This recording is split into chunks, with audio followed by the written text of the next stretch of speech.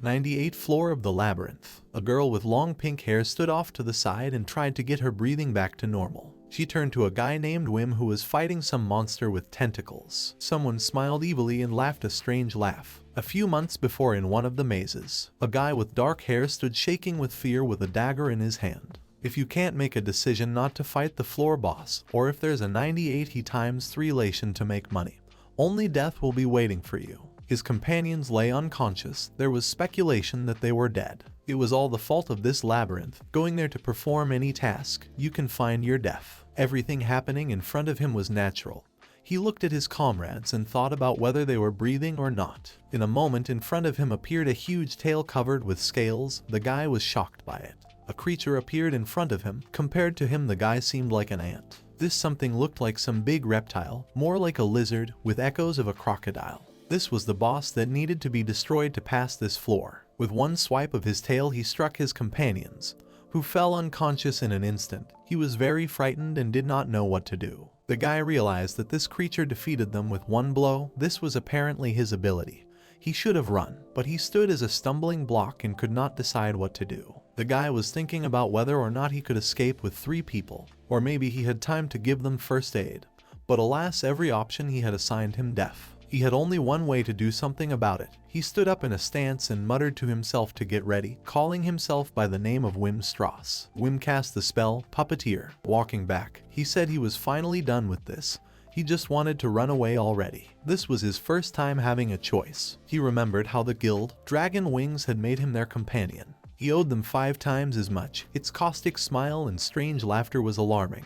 The creature glared at him and prepared to attack. The insane growl of the creature in question could strike fear into anyone. This was a time to live, and he was a little proud of himself at this moment. Walking back to his group home, he was surrounded near the entrance by the guys he had saved. He smiled nervously and asked what was going on here, because he didn't understand why they were surrounding him like this. But there was definitely something strange going on here. In a moment, to the left of his head, the guy across from him thrust a sword into the wall. Wim was rather horrified by it. He told him he wasn't going to do it a second time. It was Kronos, the leader of the Dragon Wing Guild. He looked at him without pity and explained for trash like him to get the hell away from them, repeating the question about not hearing him. Standing next to him were 2 girls. Nikra, she was a priest and spoke about how he even turned pale. And also Melis, she was a mage and suggested that he should have been nailed on the spot. Nikra said that he was clearly confused about something, also explaining what he was building himself up as a hero for. Kronos explained that they were the ones who had cornered the boss with his sword and Meli's magic, clarifying that Vim wanted to take all the credit. The boy nervously slumped against the wall and said that he hadn't planned to do anything of the sort, as there hadn't even been any thought of it. He thought back to when he had miraculously defeated that boss. Vim remembered once he defeated the monster. He saved the guys without leaving them to die, but he thought about how it was most likely a fluke.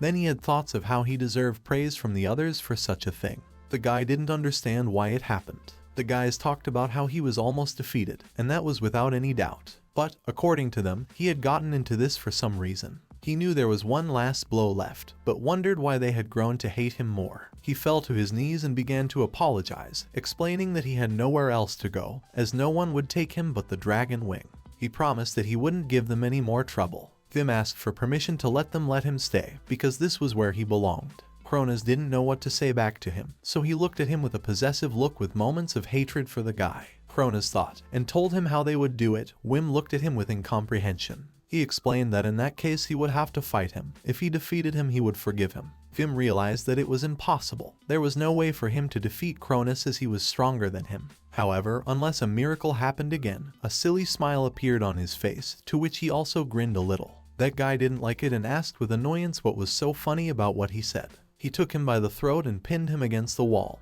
He started trying to break free as he started having trouble breathing. Kronos explained that trash who can only use entry-level spell techniques dare not laugh at their leader. The hatred in his voice was audible. Nikra touched the guy and asked him not to overdo it. The guy sobbed in anger and let go of Vim, saying what he deserved. The guy fell with a clatter to the floor and hit his head. Kronos was furious that he didn't understand how a loser like Vim was able to defeat the boss, since he didn't have enough strength to do such a thing. Vim sat on his knees and tried to get his breathing back to normal, trying to cough. He was risking his life, thinking that he couldn't continue to cause trouble for Dragon Wing. He just wanted to be useful to them. However, everything kept repeating itself, bringing his breathing back to normal. He saw a person in the doorway and couldn't figure out who it was. An elf girl stood in front of him. Her hair was blonde and tied back in a ponytail. In a quiet and slightly hoarse voice he asked who she was. Kronos explained that her name was Sophia and she would be taking his place. He bowed slightly. With that gesture the girl said hello to them. The guy said that she would replace Vim perfectly, that they wouldn't even notice. He also explained that he was repeating the last time, while placing a hand on his head. With a nasty smile he looked at him and told him to get out of their house as they didn't need him anymore. Vim looked at him with shock. In the morning their town was transforming. At noon a clock building would make a sound that would tell them what time it was. The town was called Wilbron, where the dreams and hopes of young adventurers hung in the air. It nestled not far from the labyrinth, a city that thrived on the gifts of the labyrinth and the people who came to explore it. Shouts of people selling any items from the labyrinth could be heard in the streets. Someone was selling scaly mackerel from the 35th floor. Another seller was showing a magic stone from the 60th floor. The labyrinth was a chest of inexhaustible treasure, except that within its walls lived unseen creatures that had never set foot on the surface. It seemed to be endless. They started from small insects as well as large unseen creatures called bosses. Adventurers exploring the labyrinth could get rich and thus achieve unprecedented heights. They unite in groups, become brothers in arms, who have each other's backs. Guys risk their lives to explore the endless mysteries of this labyrinth. Wim walked down the street and didn't know what to do. His mind was on the idea of just dying. He could have applied to the Adventurers Guild, but no one knew him, and his class was not a popular one. It was unlikely that anyone would take him into their group. He thought about going after the E-rank Minushi, but at the moment he thought that he was overestimating himself and he couldn't even handle someone above F rank. Vim approached a tavern of some sort. There were cries for another mug to be poured. He searched his pocket for money and found a few coins, sizing it up with the words that he only had sleep left. Walking into the building, the bell rang. He was immediately told welcome. The girl behind the bar smiled, recognizing the guy from his appearance, and said hello. Vim said hello back, but his appearance left a lot to be desired. She said she had already heard the news about him. She smilingly congratulated him that the Dragon Wing group had defeated the boss. The people around him also started congratulating him, asking if he was having a treat today. The girl said with a smile that if they completed the exam, their group should be promoted to rank A, and asked if he would be celebrating today. He said no and asked her for a beer and a sausage. She gave him a drink and food. He sat alone and thought about the fact that he couldn't even taste the food because of the situation. In a moment he got that strange smile, which made him cover his mouth with his hand without realizing. He admitted that he shouldn't have smiled like that, because that smile made Kronos angry. Maybe it looked disgusting from the outside, but he realized that he would never return to the Dragon Wing. He noticed the guys who were sitting in the company and discussing something. They looked like good friends. By the way, he remembered how they sometimes all celebrated their accomplishments together. Vim didn't get along well with people, he thought. He was still having fun. It had been fun already in the past. Now he didn't have a seat of his own. He leaned over his plate and felt sad about that. In a moment a girl ran into the tavern and called out to Vim. The guy and the bartender turned their attention to her with incomprehension, to which he asked her what she was doing here, calling her by her name Hidamori. She looked at him with a sad look and tried to get her breathing back to normal. One of the guilds in this town was quite popular, as their large building showed. A servant walked into the head's office. He had come to him with a report. The guy explained that Dragon Wing had defeated the boss known as the Big Turtle. They had already checked the corpse. The guild master questioned what was the big deal. The guy explained that their report was that the four of them joined forces and defeated the boss, however. But the master interrupted him, asking about any discrepancies. They had examined the wounds on the body of the boss in question, but most of the wounds were inflicted by the same weapon. There were also wounds on him that were inflicted by magic sword and magic, but none of those wounds had caused him any significant damage. A brief silence hung in their conversation. The wounds were inflicted with a machete, and it was only used by one man, Wim Strauss. He was asked what he was trying to say with that, to which he replied that the non-combat class had defeated this boss single-handedly. Someone was watching the guy and it was a girl. She didn't understand what the Dragon Wing member forgot in the cheap tavern and decided to check with the eavesdropping stone. The girl checked what happened and heard Kronos tell the guy to get lost. She definitely didn't like that. She called him a freak and clutched the stone in her hands. Wim Strauss, enchanter, one of the adventurer classes, able to use magic to alter a target's abilities. The girl ran into this tavern with a puff of breath and looked for Wim,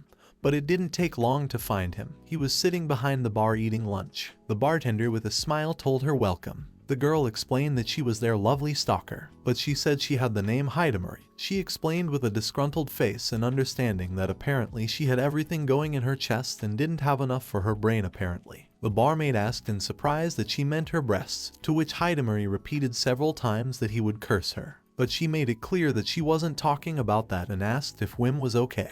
He realized she was talking about the dragon wing. Vim asked about the rumor that had already spread to everyone, but she said she was the only one who knew about it. He asked in surprise how she knew. Stepping closer to him, she explained that she knew about everything that concerned him. That sounded pretty creepy to him. He decided to clarify why, and she decided to chalk it up to the fact that the two of them were from the same town. Vim thought about it and said that was a possibility. The barmaid was interested in their conversation and asked what the stalker girl was talking about. Had something happened to Vim? The guy scratched his head and said he was kicked out of Dragon Wing.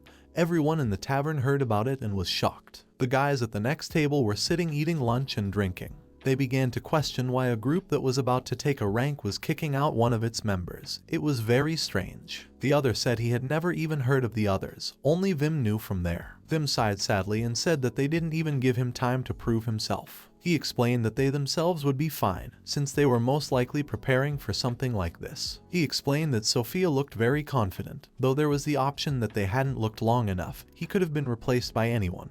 The girl wondered about her and asked about Cronus taking her as a replacement. Vim agreed, calling her a pretty elf. The girl gritted her teeth and said she was most likely another of Chrono's ladies. Vim said he hadn't said that, but lowered his gaze and said it was more likely that she was. Vim realized that the atmosphere in the Dragon Wing group wasn't particularly healthy, but he still wanted to build some trust with them. The same smile appeared on his face again. Hidamari noticed that his laughter was back again. Wim immediately apologized for it since he thought it looked disgusting, but the girl denied it. She looked at him with a smile and talked about how she liked Vim like this. He had often laughed like this before, back when he was completely alone. He didn't understand how such a thing could even be liked and asked her not to say anything stupid. She looked at him and told him to believe her, since such a thing could happen. Wim embarrassedly asked her to stop saying such things. He immediately started to wash it all down with his drink, but the girl said that she was interested in the reason why he was kicked out of the band. She also said that he had defeated the boss single-handedly, to which the guy even choked on his drink. He nervously asked what she was talking about, to which the girl said that Dragon Wing definitely didn't have the strength to defeat such a boss and queried that he had defeated him. He asked in surprise how she knew that, and explained that it was an accident, and when he came to, he was already dead. Vim suggested that he was probably already wounded and weakened, since he couldn't do any damage at all, to which the girl said that he was wrong. He didn't think that there were those who could damage him at all, and explained that he had defeated the boss 100% by himself. He denied it and tried to explain that she was overestimating him. All three guys are very outstanding. He was just trying not to be a burden to them. He still couldn't understand why Hidamari rated him so highly. Before he could speak, the barmaid interrupted her. She specified that the girl had lived in Wilborn since birth, but even she hadn't heard of anyone killing the boss alone, and asked her not to talk about her trying to suck up to him like that. The girl came to a shock at her assumptions. She admitted that she overheard the conversation and heard everything, to which the barmaid with a snide smile explained that she was only confirming her status as a stalker. While the girls were arguing, Vim said that he had been kicked out for a reason. It was all his fault, because he hadn't built a trusting relationship with them. Hearing this, the girl tapped her palm on the table and looked at Wim. Hidamari shouted that he didn't understand and asked the bartender for alcohol, but she decided to ask if it was too strong for her, to which she said it was none of her business. The barmaid agreed and said she would pour. She was given a pint of beer. Wim knew that when the alcohol hit her she would start to talk a lot and for a long time. She started to say something about him not understanding anything at all in her broken drunken language and realized that this celebration had begun. After a few sips of her drink and a long conversation, she passes out. The bartender asked her if she was sure she had another drink. She told her to shut up and asked for more. Vim looked at her with a smile and offered to call it a night. She agreed and handed him something. He looked at it questioningly, to which the girl said it was her business card. He read the name Night Dragonfly. Night Dragonfly was the best rank a group in Wilborn. The fact of belonging to this group noticeably elevates a person in people's eyes, but their entrance exam is quite strict. Hidamari was taken into this group, and she showed her abilities rather quickly. She asked to take this business card and come to their group home tomorrow morning. He was surprised to ask why. She explained that she would try to work with them and gain experience at the same time. It was obvious. Wim looked at her in surprise and asked if he could, to which the girl said she had every right to do so, as she was a candidate for the next leaders. Late at night they walked towards her house, Wim carrying the girl on his back. As they left, the guy thanked Gret for the food.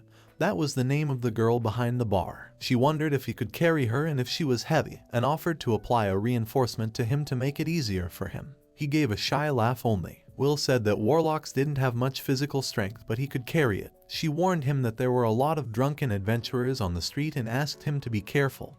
He nodded with a smile and walked forward down the street. Walking through the night streets of Wilborn, Wim thought about something. Different thoughts were going through his head. He realized that Hidemarie had suggested he join the Night Dragonfly, but he doubted anyone else but her would be in favor of it. He didn't want to pry to avoid getting her in any trouble, assuming more people might hate him. In a moment an alcohol bottle flew in his direction. There were some guys outside throwing bottles at some target. One called his friend a slant. They kept emptying the bottles. One of the drunk guys said it was his turn to throw at the target. Wim walked by hoping he wouldn't be noticed. But unfortunately he was not lucky enough to pass unnoticed. The guys noticed him and started yelling at him to stop. They approached him. Wim asked what was wrong, to which they asked who he was carrying on his back. The girl he was holding sighed heavily from behind. They recognized the girl and called her a thief. Wim was very surprised at this accusation. They explained that they were standing in line to buy themselves some snowball candy at the candy store, remembering that she had asked him to give her whatever the vendor had. They clarified that she had bought up all the delicious candy. It went through the guy's mind that he felt sorry for them, but they couldn't call her a thief because of that. They tried to wake her up by yelling that they demanded an apology. Wim couldn't figure out what he should do in this situation. The guys turned to him as the black-haired man asked why he was silent, assuming he had swallowed his tongue. The guy tried to think of something, but one of them decided to wake her up himself and reached out to her. The guy cast a double reinforcement spell and disappeared from the spot in a flash. They didn't even have time to think about it and started looking around for him. Once a little farther away from them, he apologized for her, saying she shouldn't have redeemed whatever was there, but nevertheless she had shared it with him then. The guys were clearly shocked at how quickly he was there. Wim realized he had pissed them off even more with that gesture, and decided to leave. They stared after him, but they remembered her name and realized she was from the band Night Dragonfly. They discussed about how fast he was moving that they didn't even notice it and assumed he was also from Night Dragonfly. Wim decided to run past the streets to get home faster. He stopped in an alleyway and said he shouldn't have been drinking since he almost ran past, also making sure no one was following them. Hidemarie tried to say something, to which Wim noticed she was awake, and asked if she could go. She jabbed at his other shoulder and said no. The guy looked at her with a smile and thought about how things happen, that such things shouldn't be taken personally. Wim thought back to their conversation in the tavern. He couldn't accept that he could be taken into such a group. Hidemarie was the next candidate for leadership. Even for her rare sage class it was a rarity. It seemed to him that he was too weak and unsuited for such a thing, thinking that he would only cause more trouble. She patted him on the shoulder and told him not to think too much and to say come. She explained that this was a great opportunity for him. At the Night Dragonfly he could fulfill his potential. Putting her hand on his shoulder she explained that he should live his life the way he liked. They continued to walk through the streets of the city. He walked with a smile on his face and remembered the moments in the tavern, to which he drew her attention and thanked her for coming to support him. Wim said that she had said a lot of nice things to him, but she didn't have to do anything for him, and explained that she could safely forget about him. The girl turned to him and said that she felt obligated to help him and suggested that he was thinking that she was only helping him because they were from the same town.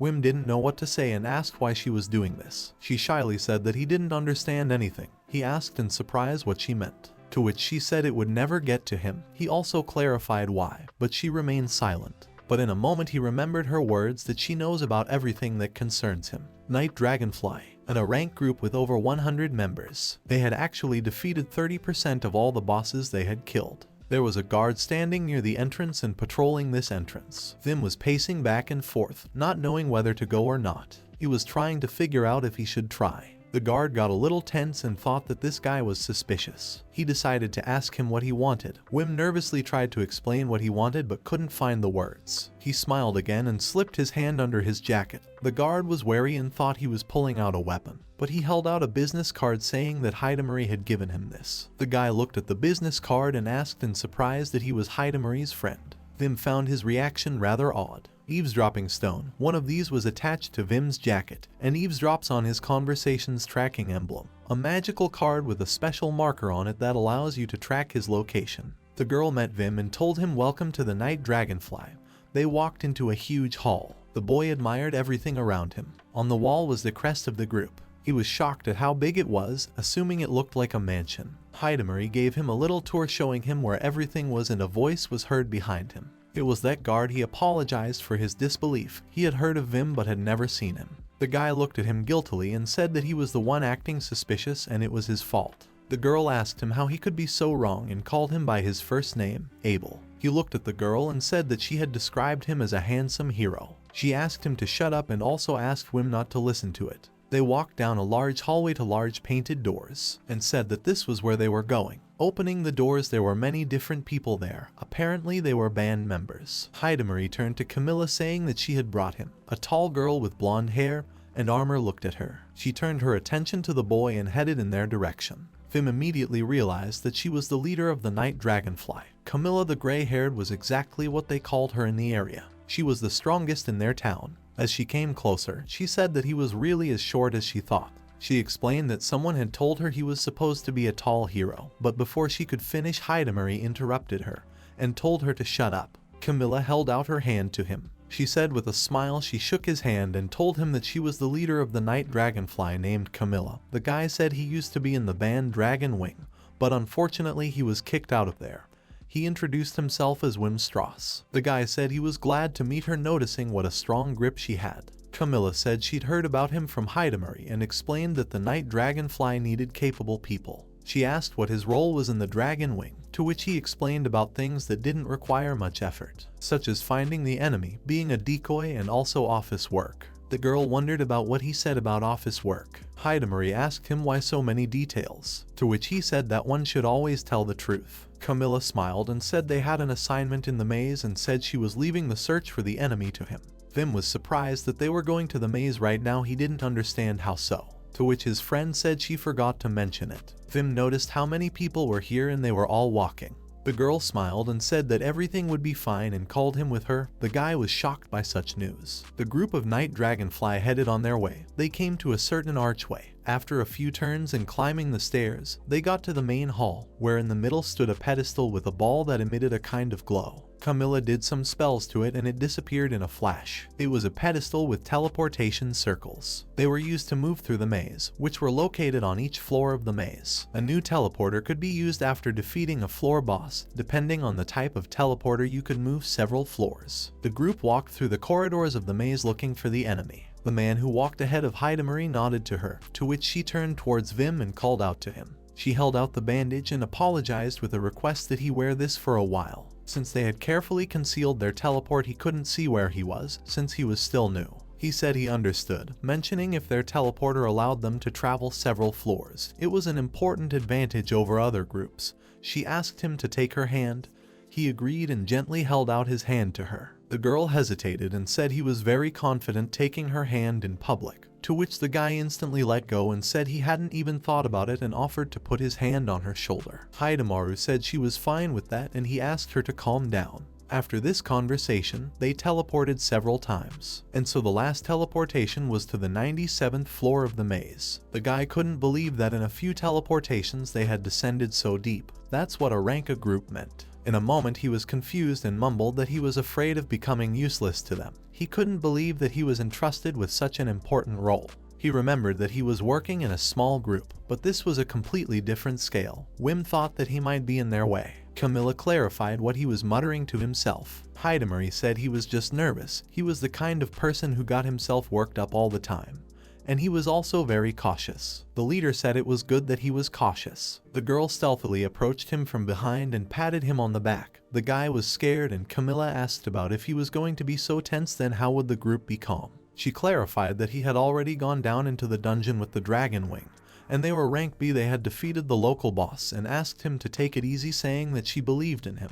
He looked at her warily. She explained that the initial task for the day was to make a map, and asked him to do what he was perfectly capable of doing. The boy nearly cried at her kindness and nodded at her in return. There were some pretty nice people in the night Dragonfly.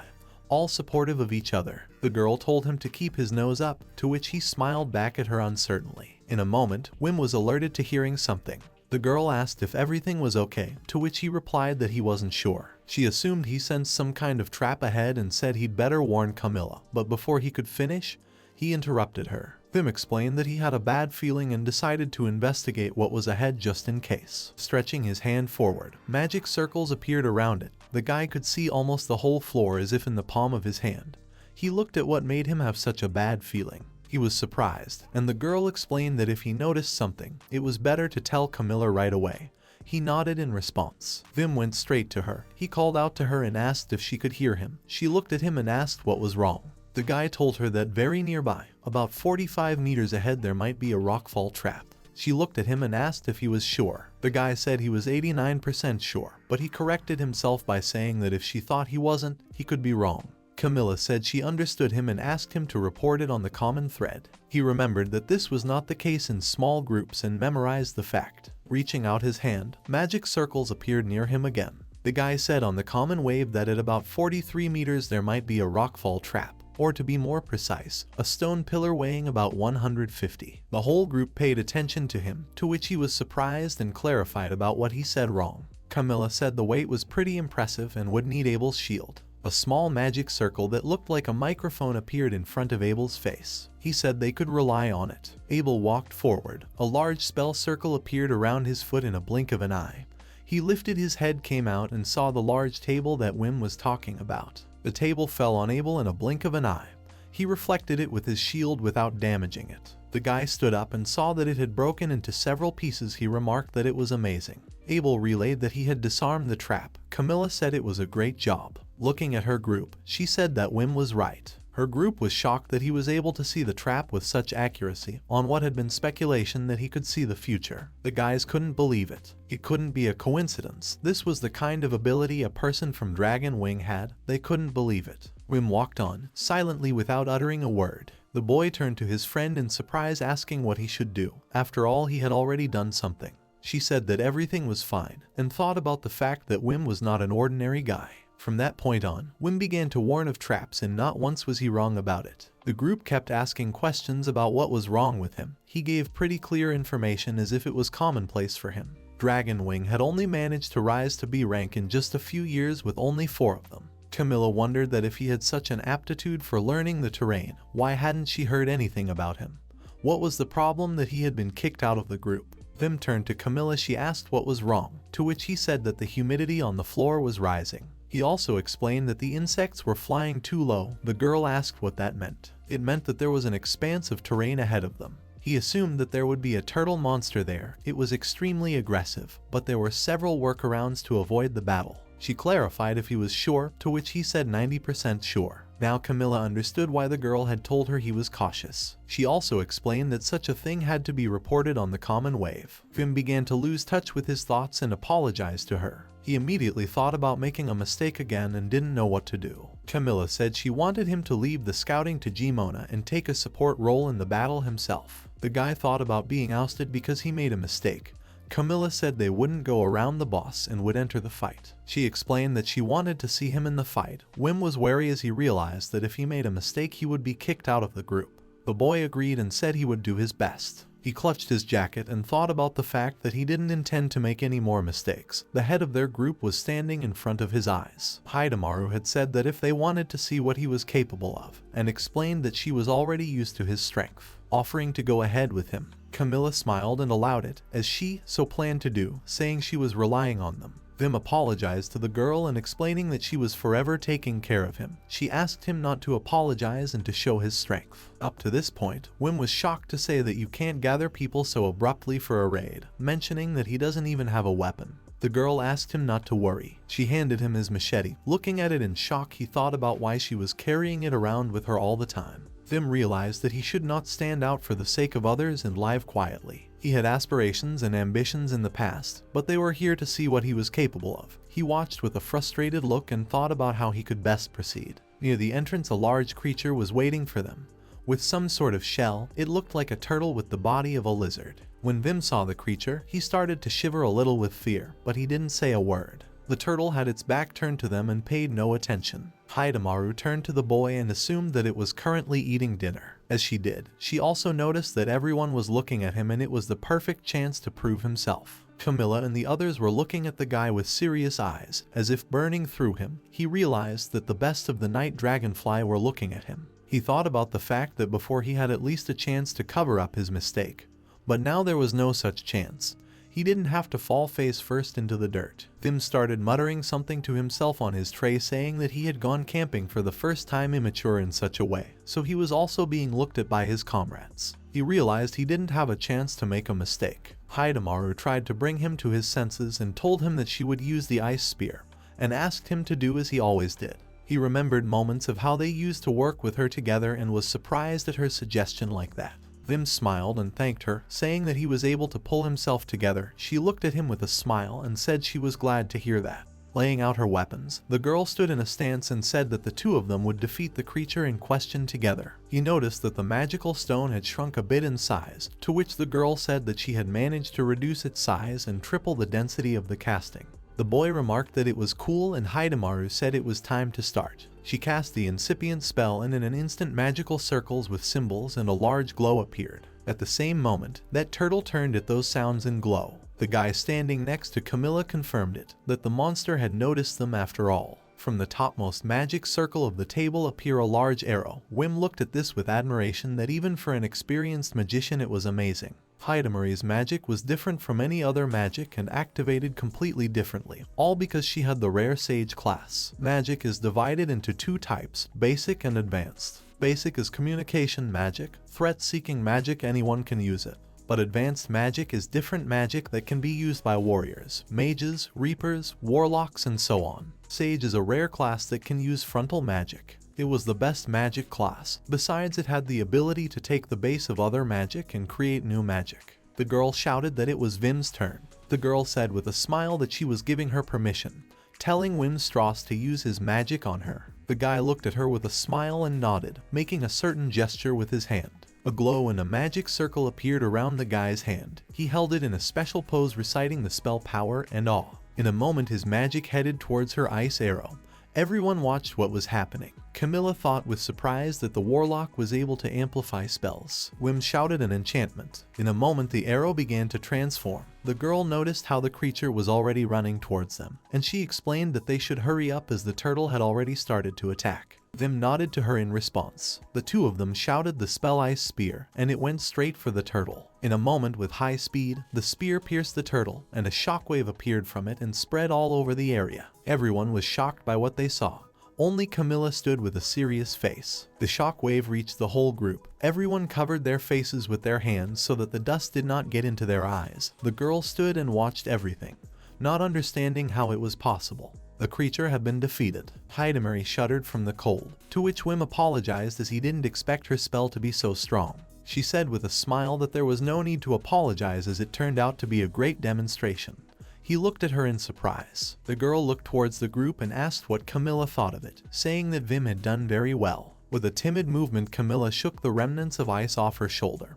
He thought he had made a mistake again and froze her in addition. Camila beckoned him over to her. He obediently walked over and she told him that right now Simon had located a wyvern and contacted it, and asked him to try to apply the enhancement to the shield. She said she wanted to look at it again. The guy nervously said he accepted. Hidemaru said with a caustic smile that she saw how much she liked it. The guy denied the fact, saying that he was just lolly another chance and should try harder. Clarifying, the girl that he was at it again thought about how good it was that others were paying attention to his abilities. The group on the sidelines were discussing how they had quickly dispatched the monster, saying how they had never seen such power. But some didn't understand what was wrong with a spellcaster like him, considering he was Hidemaru's friend. The girl turned her attention to them in a flash and asked what they said. They said with a nervous smile that everything was fine. Vim walked up to the small group, were the first to extend his hand and introduced himself as Commander Abel. He said he was happy to work together. Vim realized he was the commander, in his head thinking about them being the same age. In a moment the guy fell silent and thought about the fact that he wasn't used to talking to strangers. Wim couldn't form a few coherent thoughts. Abel clarified if he was alright. The boy nodded, indicating that he was fine. But he thought about the fact that he felt a little sick. He realized that if he was hated again, he would be kicked to the curb.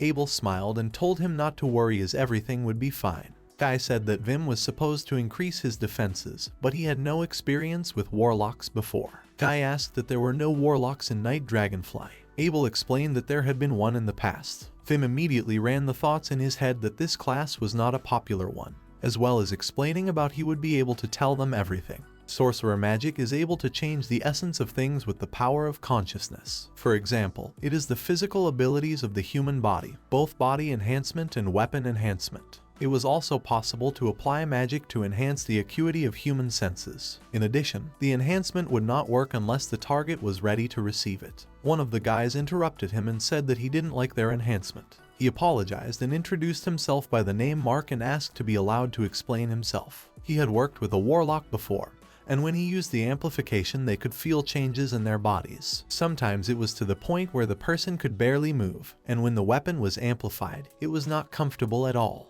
Wim explained that he does not use magic of novice spellcasters, as well as including amplification by elements. The guy explained that he used more complex combinations of spells.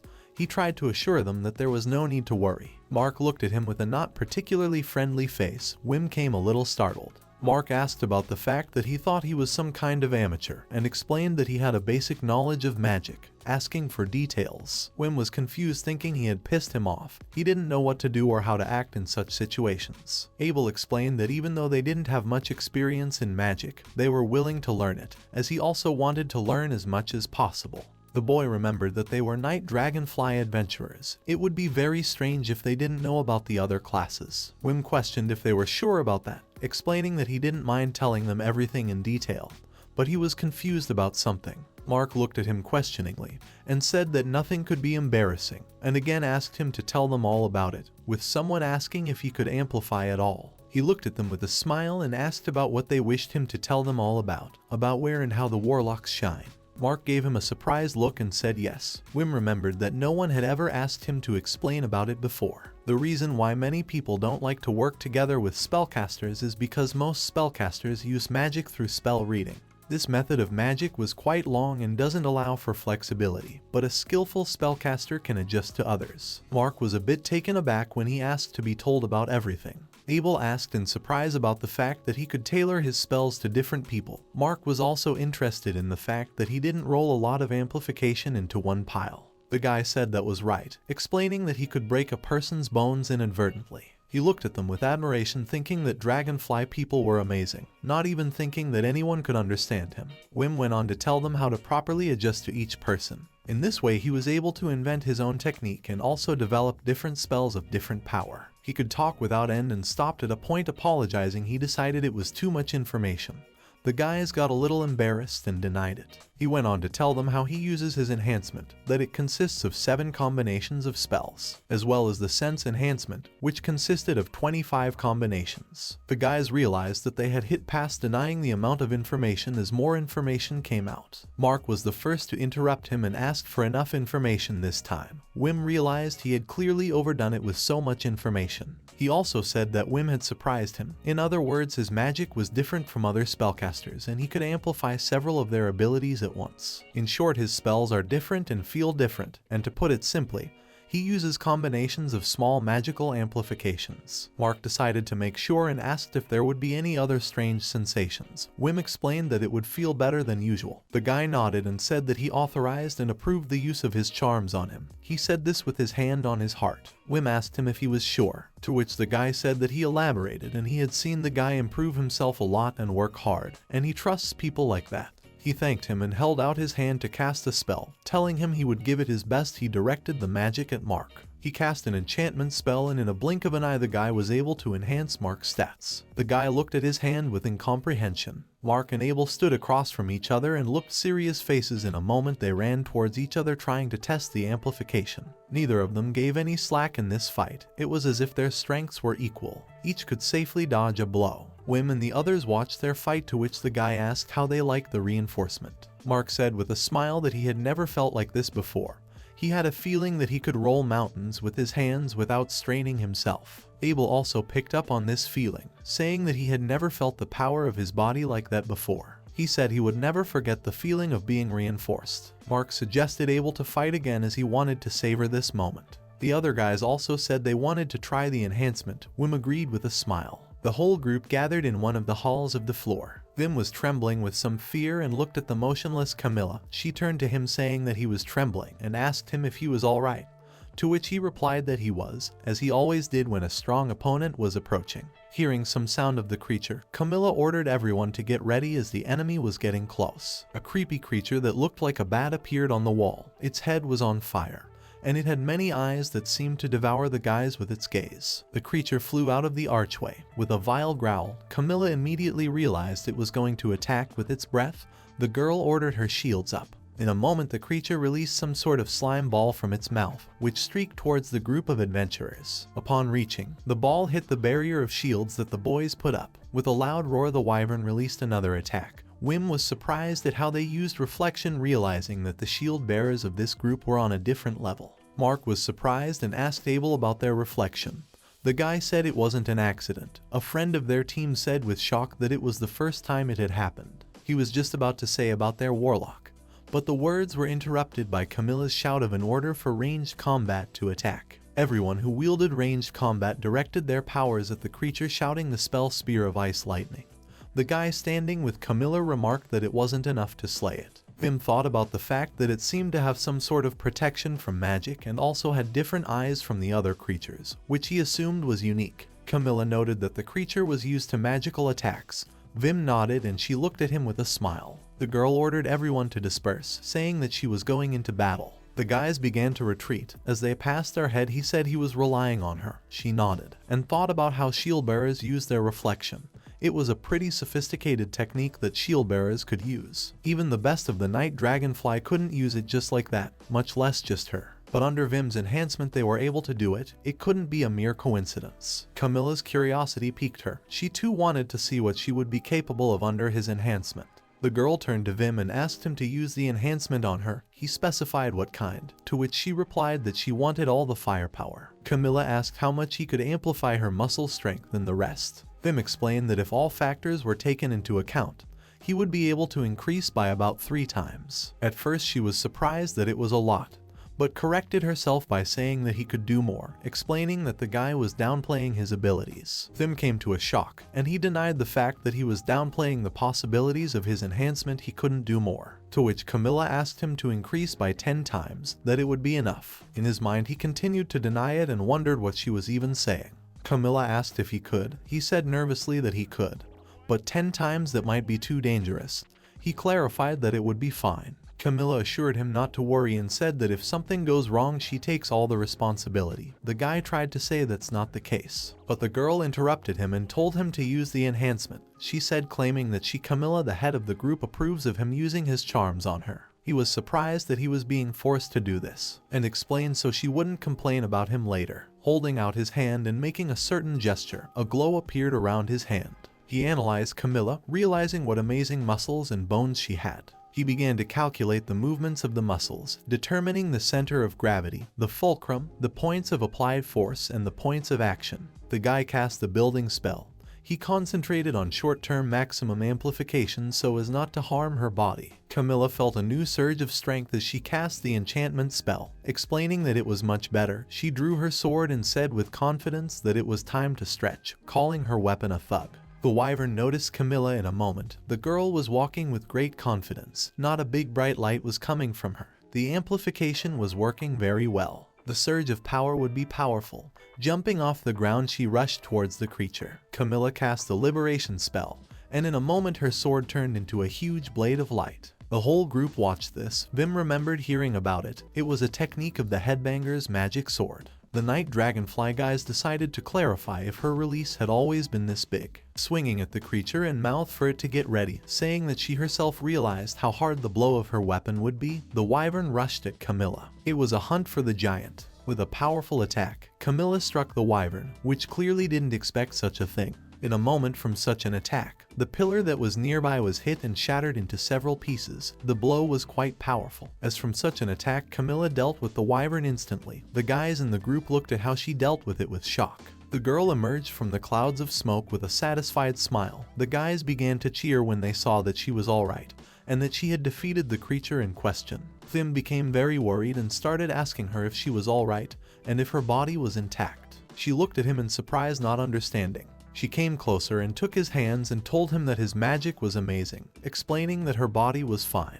The guy said, confused, that he was glad to hear that, but however there was a 5% chance that the enhancement might not work, with her body getting hurt, and it was very risky. The girl was surprised and asked why he considered it a risk. The guy explained that in case of mismatch there could be a tear in her muscles. Camila shot a surprised look and asked with a chuckle that it was only muscle tearing, to which Wim said yes, explaining that it was quite painful. She asked about the other wounds, to which he replied that it would hurt a lot. She gave a surprised look and laughed timidly at that. The guy didn't understand what amused her so much, to which the girl thought about the fact that Wim Strauss was a pretty funny person.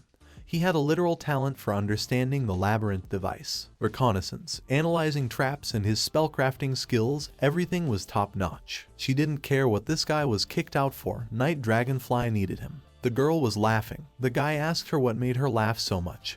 He also thought that it was the effect of his enhancement, but it couldn't be. Earlier to this point, Hidamari had asked Camila if she wanted to invite a friend to their group. The girl was surprised that she had friends. Hidamari said that of course, noting that his name was Wim Strauss. His wizarding abilities were on a whole other level compared to the others. The girl began to tell a lot of things about him. This information about Wim interested Camila, and she said that she liked her enthusiasm. In Night Dragonfly, after the maze raid, the guys were celebrating Camilla's victory over the wyvern. Vim also joined this group. The man appeared on the stage talking about how this descent into the labyrinth was quite successful for them. They were able to explore a large area and found new gold veins. Today was officially the day for everyone to celebrate to the fullest. The boys cheered at this announcement. Tables were set up in the dining room, which were laden with a variety of food and drinks. Vim was sitting at the table and enjoying the moment. In a moment some girl came up to him, to which he was rather confused. The girl took his hands and squeezed him. The guy was shocked at what was happening and couldn't formulate his thoughts. She said that he was amazing, from which she didn't even have words. Her name was Monica. She was a sorceress. She approached him saying with admiration how he had strengthened Hidamari's ice spear. Such a thing could not be pulled off without deep knowledge in magic. Wim said confusedly that it was. Monica marveled that he was a real workaholic.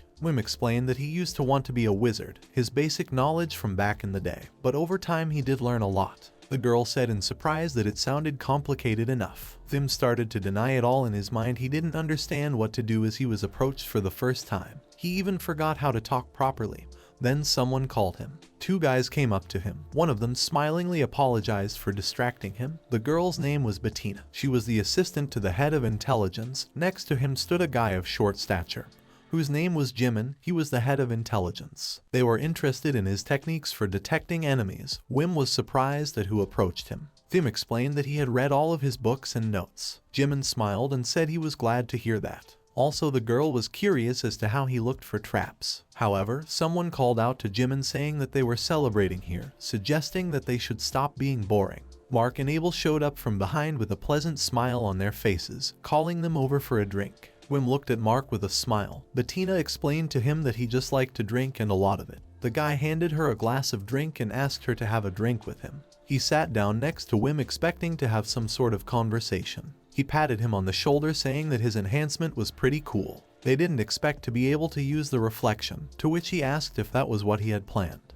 Wim denied it and said that he just boosted them a bit, and they did the rest, explaining that the 5 of them did it all by themselves. Mark remarked that he was pretty humble, to which he said that he would definitely succeed.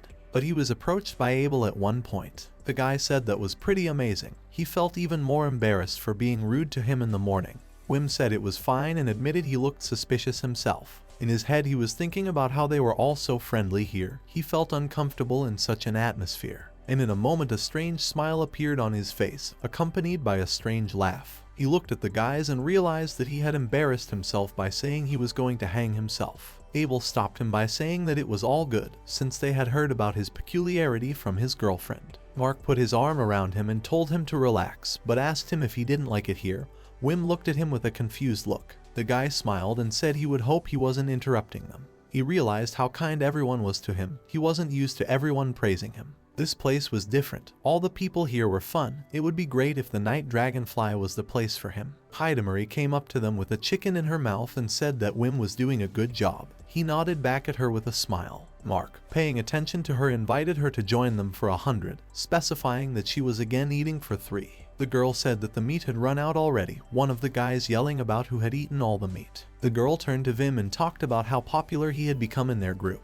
But also noticing his confusion, she said that he still couldn't calm down when he was the center of attention. He nodded, saying that he had done almost nothing and all the credit was due to those guys. Hidamari sighed and said that he was up to his old tricks again. She explained that he hadn't noticed the way Camila was looking at him, and it also felt like he was living in his own little world. He asked her to stop saying that. Vim asked Camila if she was in the office or not, to which he got the answer that she was sitting at work, as usual. He thanked her and said that he would go and see her. She nodded and gave him a happy look. Camila was sitting in her office typing something hard on a typewriter. Her office was quite spacious, with a lot of bookshelves. She was typing some kind of report, to which she muttered to herself when this red tape would be over. Leaning back fully on the chair, she exhaled tiredly. She thought back to their descent into the labyrinth, realizing that it had been quite successful. The girl was literally grateful to him, and his reinforcement was simply delightful. She felt as if wings had grown behind her, but they were more of a natural given feeling, suggesting that he may have enhanced what she already had.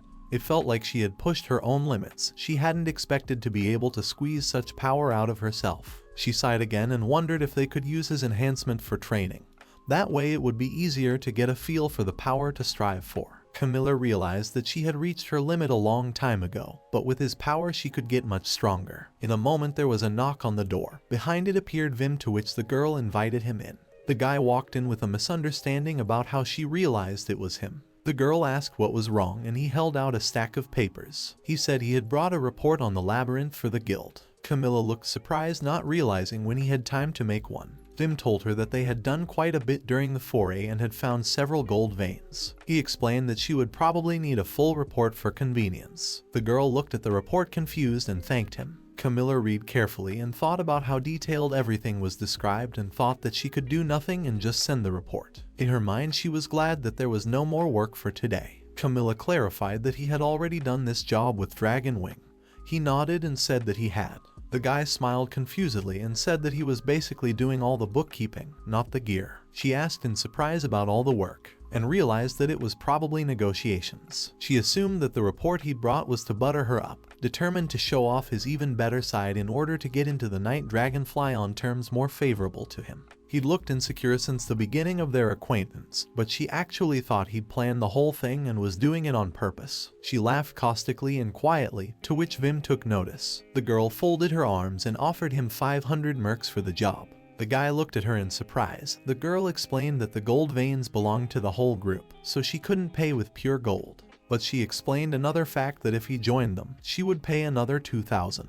Wim didn't know what she was talking about, but she thought about the fact that he was pretending that he wasn't interested in negotiating, especially with a face as innocent as his. But she was sure he was looking to snag a bargain. Camila assumed that he was quite cunning in that regard, but she couldn't let anyone besides her take the guy in question to another group. The girl said that she would pay him 3,000 once for joining, and she was going to pay him 600 every month in the future, explaining that they had success bonuses as well. Wim went into shock, standing silent and not understanding. She asked him if it was okay, to which he replied that maybe it was some kind of joke he didn't understand.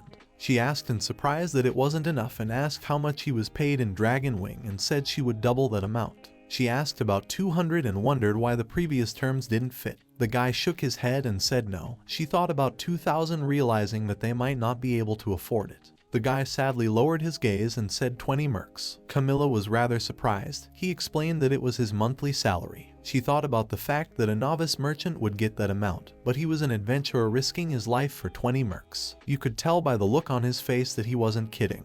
The guy explained that if they were talking about a salary, he didn't even know how much would be enough. He would be happy to receive it, but he had his doubts. Wim snapped out of his seat and apologized, disappearing out the door. Camila didn't even have time to say anything to him. She was shocked at what kind of salary he was getting in Dragonwing, since with his power he was supposed to play an important role in their group. Camila wondered why he was paid so little and why he was kicked out in the first place. She couldn't understand what kind of group it was. In one of the raids, the group of adventurers were on the 35th floor of the maze. They were running away from a large number of goblins that were about to surround them. They were running pretty fast. This was the Dragon Wing group. They thought that if he was gone they would not lose anything and would only become stronger. Cronus ran first to get away from the enemy. After a good beating from the floor boss, they licked their wounds, picked up a new member and were ready for new exploits. They thought that once the bitterness of defeat was lost and their wounds healed they would be able to descend deeper. This is certainly an easy task for the Orang group.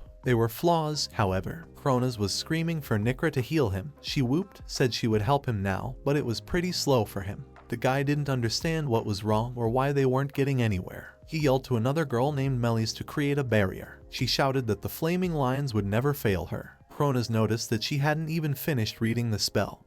He couldn't understand why everything was taking so long.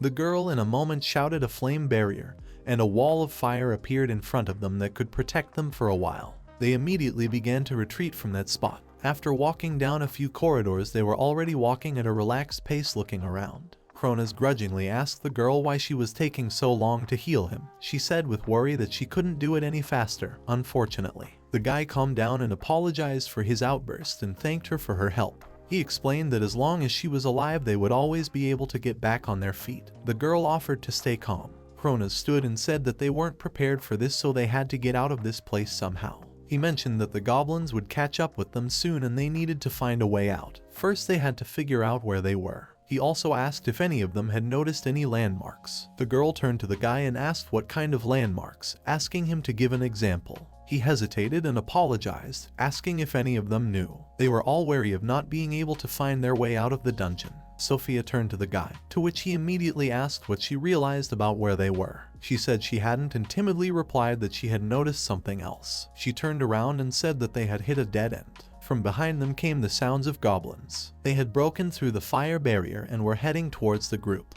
The boy was horrified by this. Unfortunately, they didn't have to go down that deep into the maze. The worst enemy of the Dragon Wing group was arrogance. They looked down on everyone without noticing anything around them. The Dragon Wing group's home wasn't particularly large. After their foray into the labyrinth, they had suffered a lot of damage and almost suffered casualties. One of the girls in the group couldn't even eat because of her wounds, so she tried to drink at least water. After taking a couple sips, she started coughing and was asked if she was alright, to which she thanked them for their concern and said she was fine. There was a knock on the door and someone came into the room. It was Cronus. The guy brought out a sliced apple on a plate, which Sophia sliced. He handed her a slice of apple and asked her to have a good rest. Cronus said he never thought the 35th floor of the maze would be so hard. He wondered if their wounds from the fight with the boss had not yet recovered. The girls asked him to keep his head up as it wasn't his fault. He blamed Vim for it as he had underestimated the boss's strength. The guy hugged the girls and told them that Dragon Wing doesn't give up and asked if they would follow him again.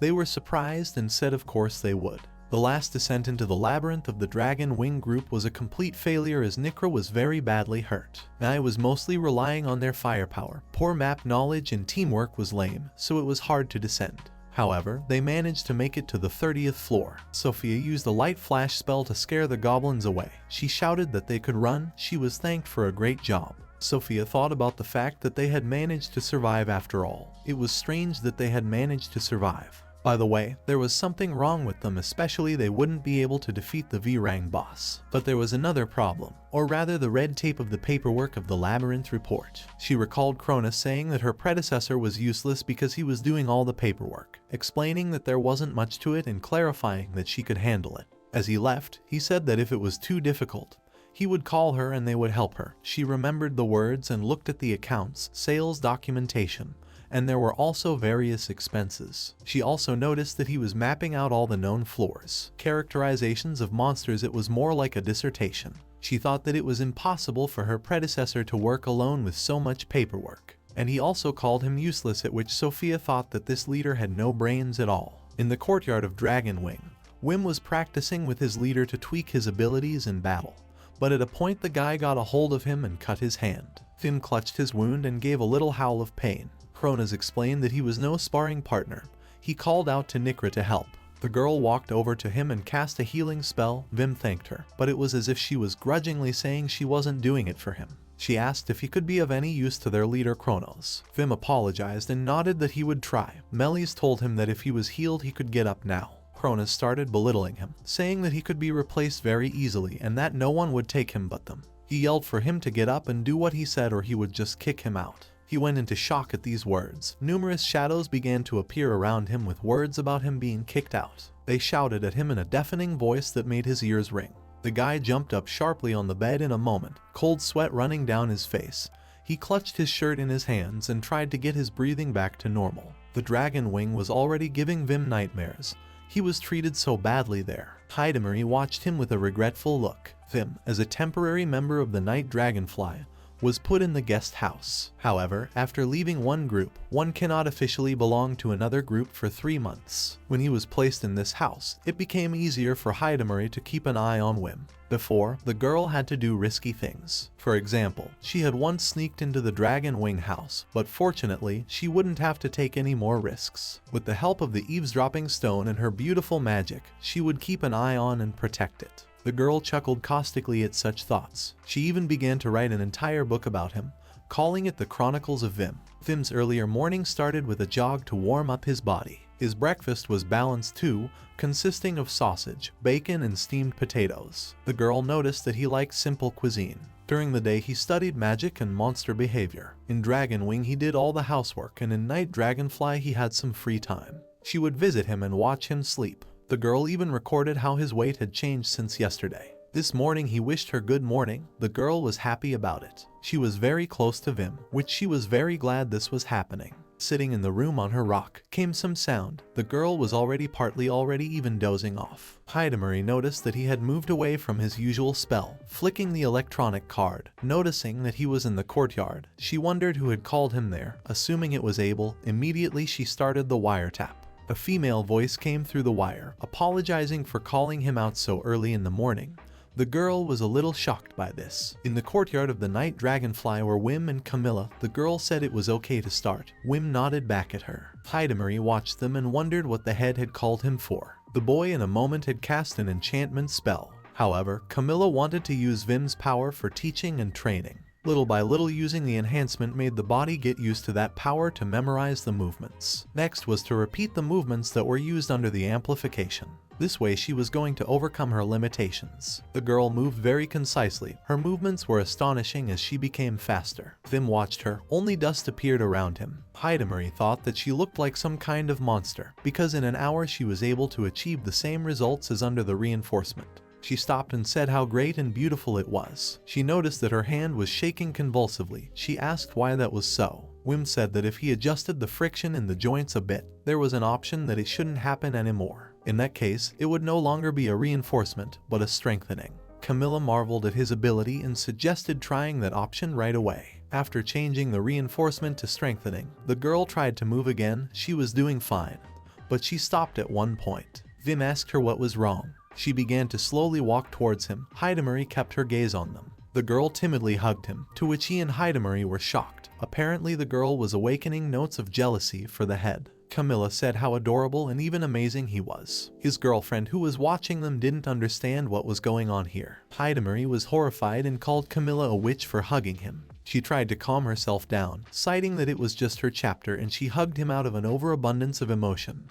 There was nothing wrong with that. She saw Vim smiling and Camila looked back with a shy smile. She said she would call Abel next time and offered to practice like this every morning, explaining that they would pay him for it. The guy didn't understand at first and asked if she was sure about that. In the afternoon, Mark invited Wim to have a drink with him. It looked all natural. However, it was a trap by Camila as she wanted to tie him up before he even officially joined them. In the evening, Vim had gone out drinking with the guys in the group. In her hand, she was scrolling through the listening stone. She thought about how she wasn't going to run after him every second, as she respected Wim's personal space, and realized he had his own personal life. He was only there with the guys, in the middle of the night in the city. There were quite a few people gathered on the evening streets of the city. They were quite lively. Hans was vice captain of the Night Dragonfly. He raised his glass and said that they should drink to Wim, who would soon become one of them, shouting that they should drink to the bottom. They were in an establishment in town, and yet Hidamari's curiosity and jealousy got the better of her. When she saw where they were, she said she knew just where they had gone to drink. Wim sat quietly drinking and observing the situation, paying attention to the girls who were waitresses. Hidamari was horrified by this and spoke angrily about him stopping watching them. She realized that there were too many people there to overhear their conversations. Hans said that he had heard that he and Hidamari were from the same town. He nodded and explained that he was from Rolyfeld. He said that was amazing since he had decided to get so far away from home. But Wim explained that there was nothing to admire. The boy smiled back at him and said that he had read a fairy tale as a child and that's why he was here. Mark said that Monica told him that he used to want to be a mage. Wim nodded and said that he did. Mark said with a smile that he too always liked fairy tale wizards better than heroes. Wim said he understood him and he liked them too. He said he liked one story about a girl wizard who could change her appearance, but he couldn't remember her name. Hans remarked about the princess in sheep's clothing, and Wim nodded with a smile. He began to realize that he was communicating normally with the boys. He thought he was dreaming, or he had learned to communicate. The guys were having fun in the tavern, laughing and discussing different things. However, Hidamari was still watching them the same way. The girl saw how happy he was and he praised him. She was glad that he was able to prove himself in socializing with other people. Someone said that he had overdrunk and would sleep all night without back legs. However, Mark called out to Wim and said that the bachelors were coming along with them. But then one of their company asked Mark that he wasn't a bachelor, to which they also asked that they probably shouldn't invite Wim along. He wondered about that, to which they brought up the Sage sister. They looked at the guy wondering about whether or not they were dating. Wim was shocked and said they were just friends. They told him that the Sage sister was straight up very warm to him and only hung around him. Wim said that Hidamari is very kind to him as she feels responsible for him. The boys were rather surprised by this. They stood there looking at him in surprise, not realizing what was going on. But a girl crept up to them. They turned around and looked at her with fright. The girl said hello and said that it was quite an interesting coincidence. The guys asked what she was doing here. Someone said they were gossiping about the girls here. She asked where they would take Wim next. They were afraid to admit to her and tried to justify themselves. Wim said hello to Hidamari in surprise and with a smile, she invited them to go with her. Some time passed as they strolled along. Wim was slowly becoming a part of the night Dragonfly. The boy asked the girl a question of interest. He told what a busy day he had today. The girl nodded and said she knew about it. Wim also told how the night Dragonfly had been very kind to her and welcomed him, something he had never felt in Dragonwing. Wim was happy that he had found his place in a group of people. That was how he felt. You could tell by his face how happy he was about the whole thing. However, he got embarrassed and said he thought he was wrong, but the girl corrected him and said he was right. He asked her how she knew about his day. Hidamari replied how many more times could she be told that if it rocked his, she knew about everything. She was confident that his life would change for the better. After dinner, Abel asked Mark indignantly why he hadn't been invited to dinner with them. The boy explained that he didn't like the tavern, to which he was taken aback. He said that the food there was certainly good, and he wanted to recommend some dishes to Wim.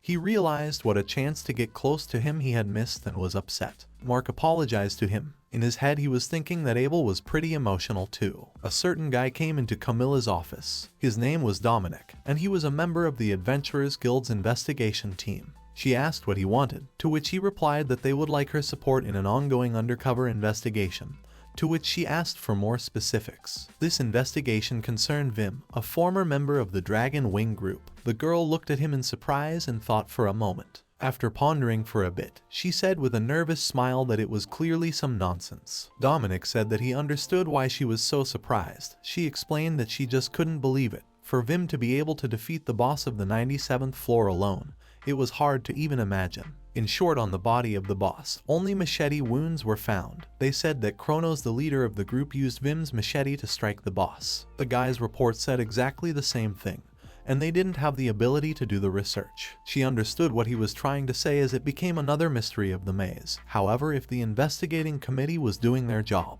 they had currently postponed the Dragon Wing's promotion to the O-rank group.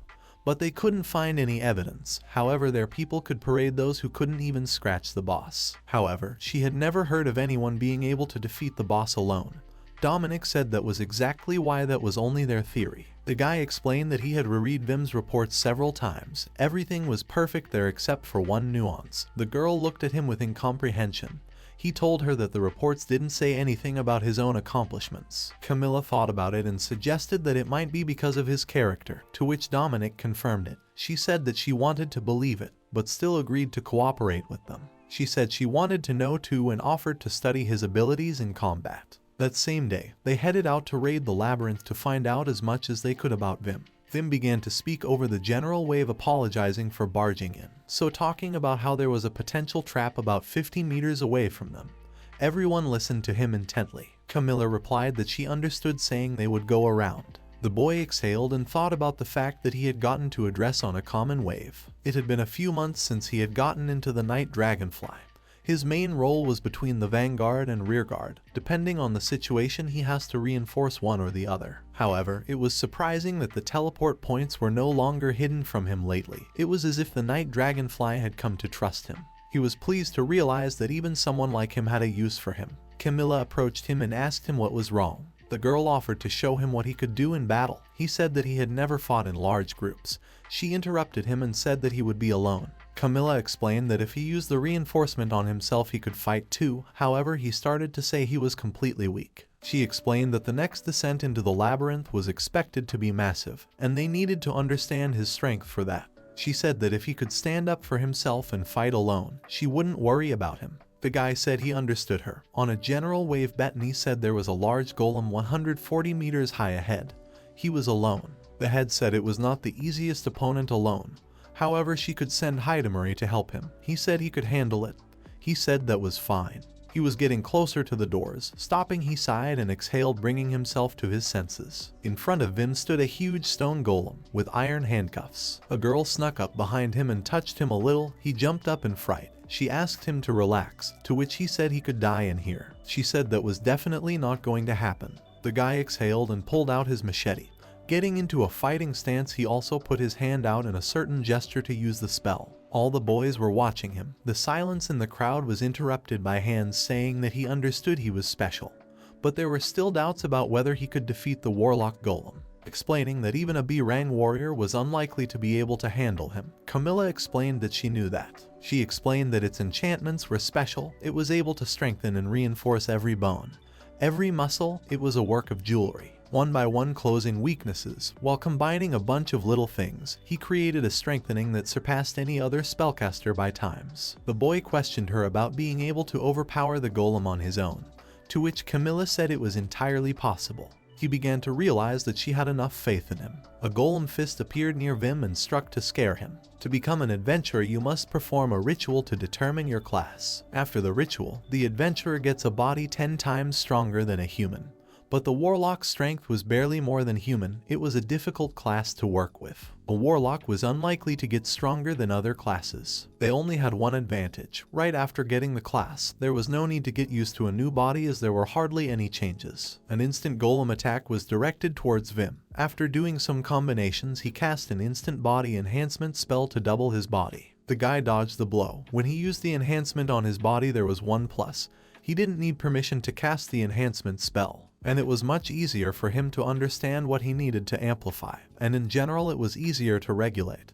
The amplification usually could only be used once, but he could use it twice on his body. But such amplification used a lot of mana, so it was impossible to fight for a long time. The fight had to be over rather quickly. In a moment, the golem tried to strike Vim again. He managed to dodge in time. The guys were surprised by his maneuvers. A guy jumped back on the table, and in his head he was saying that he could do it. However, if he kept strengthening his body, he would be in enough pain. He also noticed that he couldn't jump. He wondered about this, thinking about the fact that he had strengthened himself enough, but perhaps more was needed. He decided to reassure himself and try again. With an instant spell amplification of 3 times, he strengthened his abilities. With a quick jump with a powerful attack, he headed towards the golem and was able to hit it hard enough to cause pieces of stone to fly off the golem, then continued to deliver powerful blows to it without even trying to stop. In a moment, he saw something strange and immediately realized that it was his core. After delivering the last blow to the core, the golem began to fall. The guys of the group were quite surprised by this. Hidamari looked at him with pride. Vim headed in their direction with a weakened step. The boys stood there with their mouths open, noticing how quickly he had done it. Some turned to Hans and said that he had done it in a couple of movements. Others were surprised that they couldn't even see anything. Hans explained that he wasn't just fast, but that the kid was pretty strong. Wim apologized for what he thought was a long time, asking if he had delayed them too much or not. All of them replied with surprise that he hadn't delayed them one bit. The guys asked if it was a joke or not, as it was pretty cool. They couldn't even believe it. Some guys surrounded him and admired him. Camila turned to Hidamari and asked about Vim, what kind of person he was, to which the girl asked in what sense, saying that he was a warlock and also they were from the same town as him. Camila said that wasn't what she meant, to which she got the reply that he was just very strong. Vim ran to his friend to ask about hearing him being praised. She smiled and listened to him talk about how he was reckless, but he did it. He was also sore all over his body. Camila thought about how the reaction was as if he was a novice adventurer who had defeated a monster for the first time. Would an adventurer who fought in the vanguard react like that? The girl didn't understand it, let alone whether he was reacting like that after defeating the boss by himself, since he had too low self-esteem and confidence in his abilities for a person capable of defeating alone. But watching him, it couldn't be said that he was pretending on purpose. She couldn't understand why he was like that. Hidamari began to calm him down, saying that he was too overexcited. The guy didn't understand and asked about him saying something weird, to which his friend said that he was just venting his stress. He started talking about how uncomfortable he felt about it now. The girl praised him and said that he was able to defeat the golem all by himself. Wim said he was very glad he was able to be of service to them, but if they weren't around he wouldn't have been so reckless. Kneading his shoulders, he took a moment to notice how his body was all stiff, but in a moment he realized it didn't stiffen that much. He realized he had used the instant boost 3 times. He should have been tired due to the fact that there was no mana left. He realized that he still had mana left, assuming that he had gotten stronger. Mark shouted that it was time for the shield bearer squad to march the hero, to which they responded by saying that it was a great idea. The boys gathered in a pile and began to toss Wim around, praising him. Hidamari muttered to herself that the world was beginning to notice his brilliance. A new morning came after another raid into the labyrinth. One of the girls in the group was looking at something out the window. Hans approached her, addressing her by the name Monica. He asked what she was looking at. The girl showed what was going on in the yard of their house. Camila, Abel and Wim were practicing in the yard. He was practicing his reinforcement technique on the guys. Monica said that they practiced every morning, calling them hard workers. Hans asked if she had any desire and motivation to join them. Monica thought about it and said she would only be in their way. Hans said that was logical since she made too much noise. The girl said that sounded hurtful. Camila overpowered Abel and put down her sword. The girl said that training was over for today, to which the guy objected and said he could continue. The head said that tomorrow they were off to explore the 98th floor of the maze and told Abel to give his body a rest. He said she was right. However, before he could finish speaking, they were interrupted by Wim asking about what was his final reinforcement adjustment. Abel and Camila said in one voice happily that it was delightful. The boy said he was glad that he could train with Vim, saying that he never would have thought he could experience something like this. The head said she was glad about it too. She had never felt such power in her body. It was the result of his long practice and analysis. The girl explained that if they practiced like this every day, they would become much stronger because of it. Wim said that he didn't do anything like that as he rather learned more from them. Camila said that she should thank him, even though he was only a temporary member of their group. He had already done a lot for them. She explained that thanks to him she was able to learn what else she was capable of. Her knees were even trembling with excitement. She said with happiness on her face that she was eager to find out what she was capable of under his amplification. The guy thought about how they were always complimenting his magic so he wouldn't get discouraged. The head told them to get some proper rest today and tomorrow. They nodded her response, but also clarified one point. She suggested that they all have a snack together. Abel was happy about the idea, but Wim somehow got confused at the moment, to which she asked if he was against it. The guy said he was supposed to meet with the intelligence department. They had a meeting scheduled. Camila understood what he meant and said it was okay. They could have lunch together next time. The guy apologetically walked towards the exit. Camila said it was okay, but grinned, saying she was blown off. Abel turned to Mistress Camila asking if they could practice some more, to which he thought and said if only a little. The guy thanked her with a smile. Camila walked down the hallway sighing, mentioning the fact that they had gotten too carried away with the training. Now she should have drank the healing potion. But in a moment she spotted Vim in the circle of the intelligence department discussing something.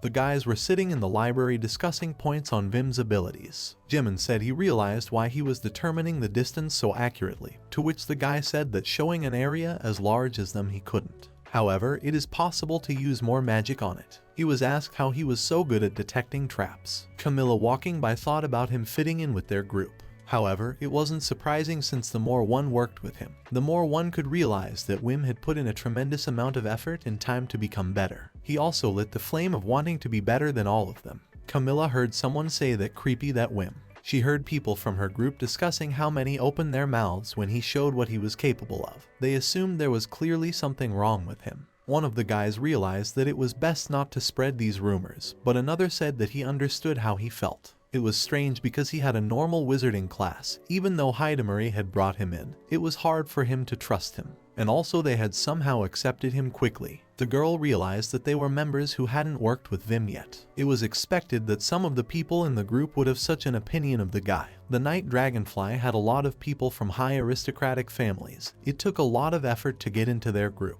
Jimin explained that they usually didn't accept anyone into the group without an entrance exam. Camila realized that tomorrow was a general sortie. Everyone had to see that Vim was really strong and the general opinion would change. Over the common channel, Camila was told that the Adventurer Guild had come to see her, to which she told him to bring him to her office. Upon entering Camila's office, Dominic was already waiting there.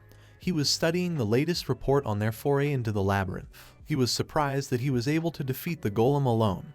The girl said it was amazing, asking what he had to say about it. Dominic asked a clarifying question about whether Wim could defeat the floor boss alone. The head thought about it. Camila said an affirmed no. The guy pondered her answer. She explained that his speed was indeed top-notch. She could confidently say that she had never seen such spellcasters. However, if you consider his overall combat ability, he is equal to the leaders of the Night Dragonfly in terms of strength. Dominic lowered his head thoughtfully into the report. She also added that if he wasn't putting out his full strength yet, that was a whole other conversation. Dominic suggested that he hadn't reached his potential yet, to which Camila said that she wanted to say that he was special, and the guy looked away and thought about it. He explained that they had a major foray into the 98th floor of the labyrinth tomorrow. Even if he was hiding something from them, he offered to try and get him to reveal himself. Camila nodded and said that if they also came back alive. In the very tavern where Vim sat for the first time, the Auden Hidamari stopped by. She told him that it seemed Vim had stopped having any nightmares. There was nothing to mar his sweet sleeping face anymore. She also explained that he sometimes talks in his sleep.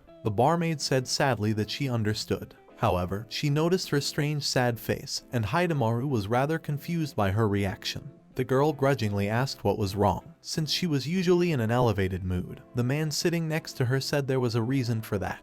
He said that last week, a group of adventurers who frequented here did not return from the 98th floor. However, when large groups are going to make a large-scale trek to the floor, small groups try to get anything useful out of the floor. The 98th floor was completely unexplored of all the floors in the maze. It was obvious that if something went wrong, the group would go missing. If their corpses were found, it would already be pretty good. Hidamari said that adventurers always go hand in hand with death. This also applied to everyone. Even the local regulars, it just had to be accepted. The barmaid said she understood, however, something was confusing her. The girl seemed to freak out and yelled that she was sick of her already and asked to buy a drink on her tab, saying she would pamper her. Greta was surprised at this and asked if she could, to which Hidamari said to start drinking already, telling her to consider it a gift from the best sage of the Night Dragonfly. She took the largest glass they had. She thanked her with a smile, but the girl tried to stop her. She asked if it would be too fat for her, to which she said it was only 1 mug. Hidamari decided to clarify about the price. She said that if it was for 1 mug, she agreed, to which Greta said the price was 1 merc. She was shocked and said it was 10 times as much. The girl started to get indignant, saying that they were trying to cheat her out of her money. The barmaid said it was as small as she was. Hidamari angrily asked who was small. The men sitting next to her were pleased that Greta finally smiled. Greta called her a stalker. The girl started yelling about how her name was Hidamari and stalker was neither a last name nor a first name.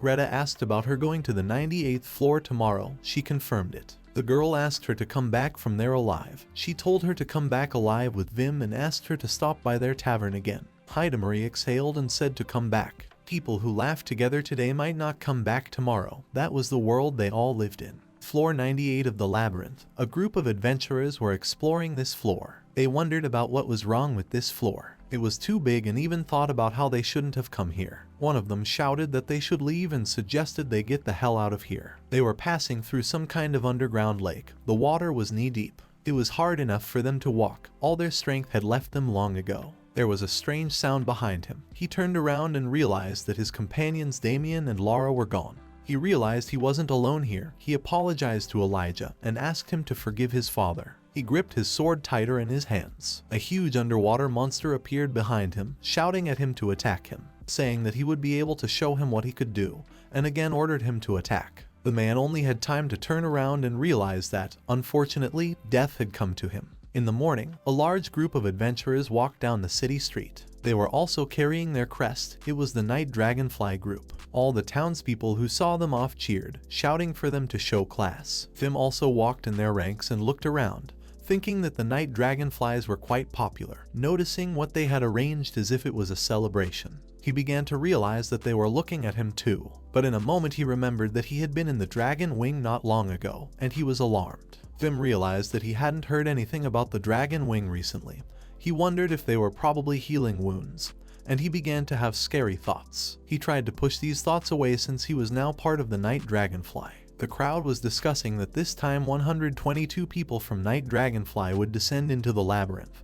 They thought that they should expect great results. Someone in the crowd asked about the new temporary member of the Night Dragonfly. It was the wizard who had been kicked out of the Dragon Wing. The man was horrified to hear about it. The one explained that he was talented as hell.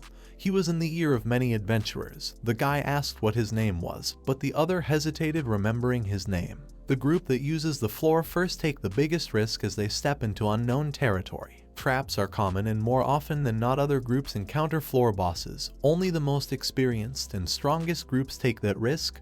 Camila shouted to be listened to carefully. Everyone turned their attention to her, creating a sepulchral silence. She began to talk about how today they would be exploring the unknown 98th floor. She immediately explained to them that this was one hell of a dangerous mission. She explained that they should be prepared to stare death in the eye, and asked them to be determined. Camila went on to tell them to put their comrade's life before the treasure they could find. The girl explained that the Night Dragonfly must not lose a single person. They must all return victorious. The girl raised her hand and shouted Night Dragonfly to victory.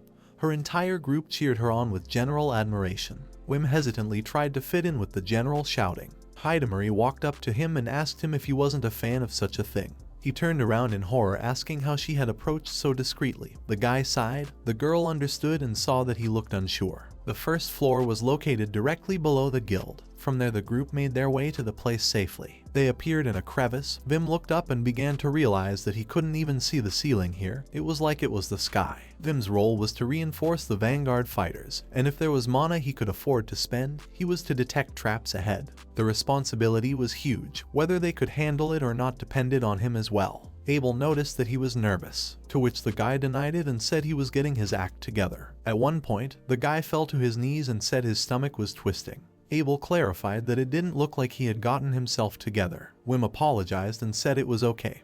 He tried to calm himself in his thoughts, realizing that everything had already been explained to him. The guy started repeating what he had been told. First, to move forward cautiously, as it was better to save their strength, as they didn't know how big the floor was and what might be waiting for them ahead. Abel said that everything would be fine as he had performed well in training. Abel said he believed in him and asked him to believe in them as well. He said he would protect him. Even he would fight the boss. The guy came in shock at such words. The guy apologized, saying that he got carried away. Wim looked at Abel and remembered that he trained with him every day, and also they occasionally chatted just for fun. He assumed they had become friends. If that was the case, he wanted to call him over for a meal together. Vim turned to the guy trying to string his thoughts together, asked what if he had some free time, and thought a bit about continuing. How to put his words right. At the moment the guy was startled by something. Abel asked what was wrong, but Wim said that everything was fine and it was just an insect. He began to realize that when he came to the labyrinth again he could hear some sounds. An order came over the common channel for the vanguard to take position. Abel motioned for him to go, to which Wim smiled back at him. The group of adventurers headed off to further explore the floor in question. Vim said over the common channel that as he assumed there was a hydra ahead, he also said he would check it out. The guy knew that a hydra was a monster that needed water. There's too much moisture in the walls of this floor. There's also a high possibility that there's a large body of water somewhere. There are many birds that feed on fish here. There were also several new species that resembled aquatic species. Guy asked to check the area to his right for enemies. Mark said he accepted his request. He also asked Bettina to keep going on the left side. Wim noticed another way down and asked that it be taken into account when making the map. Jimin confirmed it. The guys asked that it was 23 by 50. Wim immediately changed his mind. The guy thought as he continued to make assumptions about the terrain, helping to make maps. He also did the work he wasn't assigned to do. Wim studied the map carefully. Abel paid attention to the accuracy of the map and was shocked at how detailed the map was, the kind you couldn't even buy from cartographers. Wim continued to draw the map, not realizing how he should slack off. He was very afraid of making a mistake. In a moment the boy felt sick again and Abel handed him some water. He asked him to remember to drink the water. Wim thanked him and apologized, saying that he had fallen apart again. Abel said it was okay and thanks to him they were making progress. Hans approached them and said that the chief was calling them. Hans also clarified that he understood correctly that there was a large hall ahead. The guy nodded in response and pointed in which direction it was. Camila spread out the map and listened to Wim, who explained that there was no doubt a large hall there, and that there was a smell of water on the other side, suggesting that there was a lake or a river. Hans said he would like more details and asked about assumptions about the quality of the water there. Wim said he had seen a species of butterfly that lives near clear and fresh water and assumed it was drinkable. Camila said that was great news and asked if anyone had anything to add. Abel asked Wim if there was anything else. Camila wondered, to which he said there was nothing important. She asked him to tell her, counting from 3 to 1. He explained that there was some weird slope. They kept going down and then there was a sharp rise. The guy went on to explain that descending towards the water source was normal, but it was possible that there could be a trap ahead that no one had encountered on the other floors yet. Camila began to realize that on the descent they could easily be hit by some boulder or worse, a flood of water that would drown them. And also the worst case scenario was that something could be waiting for them after the climb, explaining that there would be nothing but water behind them. They wouldn't be able to retreat quickly, and that meant what if there was a boss waiting for them ahead, which wasn't the best news. He saw the faces of the guys and apologized since it was just his assumptions. He could tell from Camila that she was not happy about this news. He apologized again for making everyone tense up now because of him. Camila said that wasn't the case. She asked how many more times she could tell him. His ability to analyze and calculate is very useful, so he shouldn't hold back if he has any thoughts. She told him to always tell her what was on his mind. The guy thanked her for that with embarrassment. Next, they never encountered any big monsters. Everything was going very smoothly, but a few gold veins were discovered. Almost no problems at all. Everything was going too well. It was as if the maze was inviting them to move on. Everything was going too smoothly and so he couldn't calm down in any way. Camila had said that their descent should last a week. However, they had already gathered enough information. There was only a potential threat in the form of the slope. Until they studied it they could not return. Bethany confirmed this and said that they were Night Dragonfly and they were not the type to run from danger. Mark agreed and explained that they could not leave a piece of territory unexplored or they would create dark maps. The dark map was the dark side of the adventurer's life. Potentially dangerous areas send one person with communication magic to study. Until he dies, we'll give all the information. Adventurers are forced to do this by force. It allows them to create an entire map, and such maps were worth a fortune. Camila explained that if they finished exploring the floor halfway through, there would be a demand for dark maps, and they couldn't let that happen. Camila stood and said confidently that they would send an advance party there. It wasn't far from the spacious hall there. By sending a small group they would minimize the risks of heavy casualties. It's a very dangerous mission, so they will gather the Night Dragonfly elite. He wondered who they would choose. Camila said she would name 6 members. She began to call out the names one by one. Hans was the deputy leader. Abel, Monica, Jimin, Heidemarie, and Wim. Wim was shocked by this decision. He questioned why he was chosen. Heidemarie praised him and said that it was rare to choose a temporary member of the group. He was shocked that it was to balance the group, wondering if it was too much responsibility. Camila ordered everyone to get ready. In a moment, Wim felt sick again. Night Dragonfly traveled to the 98th floor in order to investigate the potential water resources. A squad of 6 people was assembled, and among them was a temporary member of their group named Wim. Wim cast an enchantment spell in a flash to enhance each of their squad. Monica marveled that her body had become quite light. Wim also said that for the spaciousness of the place, he enhanced the running abilities, and yes, mobility would also come in handy in battle. The two ran up to the guy and said that she was quite surprised and called it awesome and asked her to always enhance her. The guy was shocked at this reaction. Heidemarie didn't like it and pushed Monica away, saying that she was overdoing it and asked her to keep her distance. The girl called her mean, but Heidemarie said she was sick of her enough already, explaining that there was no Marichka here. Monica said that they were friends. The girl shouted that she was not her friend. Their quarrel was interrupted by Hans,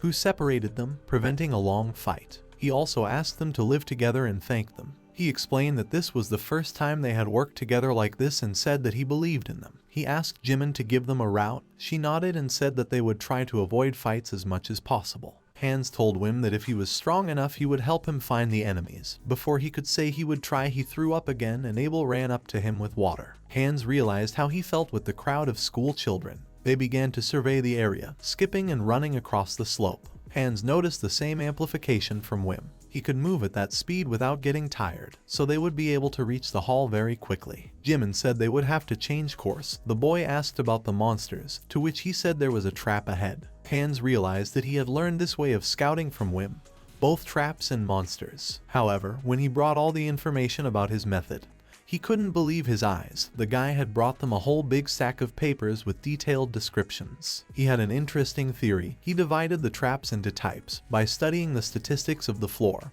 one could predict the possible traps. The boy shouted that there was a monster ahead, to which Hans said he would have to fight. The head of a huge lizard appeared from behind a rock. Hans pulled his katanas from behind his back, and in a moment he was heading towards the monster. With Vim's enhancement ability, he was quickly able to attack the creature. But after his attack, he noticed that the monster was still alive. It was screaming in pain. In a moment, Monica headed towards it, saying that she would finish it off. Pointing her staff, she turned her attention to Vim. He yelled at her to let her enhance her abilities. The girl shouted that she would allow it and then shouted a boot spell. Many lights appeared all around. She pronounced that she was a mage, Monica allowing the warlock to use his enchantments on her. Magical circles started to appear around the area. The guy decided to adjust her cast speed and marksmanship. He shouted the enchantment. The girl said she was starting and said electric bullets. In a moment, a large number of lightning-like bullets rushed into the monster. The monster tried to deflect them, but alas, he could not. He screamed in pain. She was surprised that all the bullets hit. Wim said he adjusted her accuracy. Hans came up to them and asked if he could glamorize the weapon, to which he nodded. The boy said that Hans, the swordsman, would let Wim use the enchantments. The guy in his mind said as much as possible to increase strength and power without increasing weight, and shouted enchantment. In a moment, a glow appeared around his katanas. There were engravings on the katanas. Getting closer to the monster, Hans said the phrase hunting time. The guy cast a crucifixion spell. The monster didn't even have time to move. Hans came to a shock and landed next to the monster, who fell dead asleep. The guy began to realize that his powers were such that it was as if he had cut the cake. It was quite easy and such a beautiful result. Now he could understand how Camila felt. Wim had seen it and said it was amazing. Jimin looked at the map and saw another enemy. He immediately alerted the guys about it. From above, they were attacked by another creature. Bim swiftly cast an instant boost of 3 times. The monster looked like a huge fish. The guy jumped on it in a moment and sliced it in half. Upon landing on the ground, he was praised by his comrades, saying that he had done a great job. He thanked them for such nice words. With a smile, Wim said that he could handle the small fish too. Hans was surprised that it was a small fish to him. But this monster looked like some new species. There was slime dripping from a tooth in its mouth, and in a moment something glistened there. The guy walked over and picked up the thing that glistened in its mouth. It was a pendant with a picture of a child inside. He said that death always goes hand in hand with the adventurer. Hans turned to the boys, saying they didn't have much time, but offered to make a grave. Everyone in the squad agreed with that idea. Vim realized that both in the battle and in the movement, all the guys worked cohesively. Everything went pretty smoothly. There had never been anything like this in Dragon Wing. He felt like he was part of something bigger. The guys stood praying over the grave for a while. Afterward, they continued their journey of exploring the area in question again. They emerged on a huge terrain that was quite spacious. Ahead of them was a pond. Hans noticed that, as Wim had suggested, there was a large hare, and the water in the lake was clear. This place would make a good camp on the 98th floor. He also praised it for that. Abel also praised him, saying he had done a great job, saying it was a great discovery. He began to deny it and said he was just doing his job. Marie approached him. She made it clear that he should accept the praise at least once, suggesting that he had some sort of a tendency to constantly belittle himself. Wim started to say that he really hadn't done anything wrong, but the girl interrupted him, saying that she had invited him to the orang group anyway just because she was his friend. Wim clarified that wasn't what he meant to say. The boy lowered his head and realized that she had spoken the truth. Abel turned to him with a smile. The guy thanked him and shook his hand. The girl smiled watching this. They then checked the hall and confirmed that it was safe here. The main force joined them. Camila explained that thanks to this place they didn't have to worry about fresh water supplies. She thanked the guys for doing such a good job. This place was huge. Night Dragonfly decided to set up a teleporter at this place and decided to stay here for one night. The guys set up near the water body, laying out their belongings. Hidamari came over to him and told him it was time to go to bed, to which he nodded and said he was curious about something. He started flipping through the statistics of their survey. He still had no way of knowing right outside the big hall was a big rise, and here was just a huge hall with no other passageways and no ceiling in sight either. He wondered how there was such a large supply of water here. However, if there was more water, the way out of here would be flooded. The boy drowned in his thoughts as he leafed through the map and studied the statistics. He had never encountered traps that had anything to do with water before and he didn't realize it. Vim exhaled and realized he should go to bed, but he couldn't stop worrying. First of all, there was nothing here that produced such a large amount of water. Guessing was pointless anyway. The guy only closed his eyes as immediately something started dripping on him. Upon raising himself up, he realized that somehow it had rained here. This phenomenon shocked him. The general channel ordered everyone to wake up as it was raining in the labyrinth. The boy began to realize that he should have assumed that. No one could understand where the rain could come from in the maze. Some assumed it was a trap, and no one understood what was going on here. Who would even think that it could rain in the maze, and that meant that things were bad. It was raining hard and visibility was impaired. It was a straight-up heavy downpour. They noticed that there was no going back, yelling about what they should do now in this situation. The man yelled to Camila that the rain had flooded all the exits. She started yelling for everyone to put the panic aside, and ordered everyone to gather and line up. The girl began to say that they were prepared for this as soon as they descended into the labyrinth. The worst that could happen would be an attack by the floor boss, and now they had to look for other exits. She said affirmatively that it was time to show what Night Dragonfly was worth, and ordered everyone to assemble.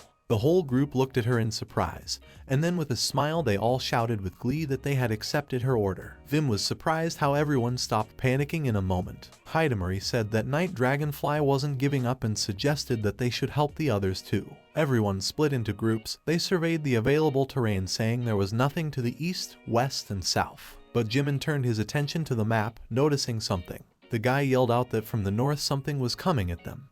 He couldn't make out what, exactly, assuming it was the floor boss. Camila yelled for the rearguard to get ready to fire after Vim's reinforcement. They shouted that they accepted, and in a moment began shouting their spells. Vim began to recite spells using different combinations. Many magical circles appeared over the guys. From the ceiling something crawled towards them. They noticed the creature. Hans said it was so dark that they couldn't see the exact size. Camila ordered to aim. Everyone pointed their weapons towards the monster. The guy began to adjust the stiffness and reduce the air resistance.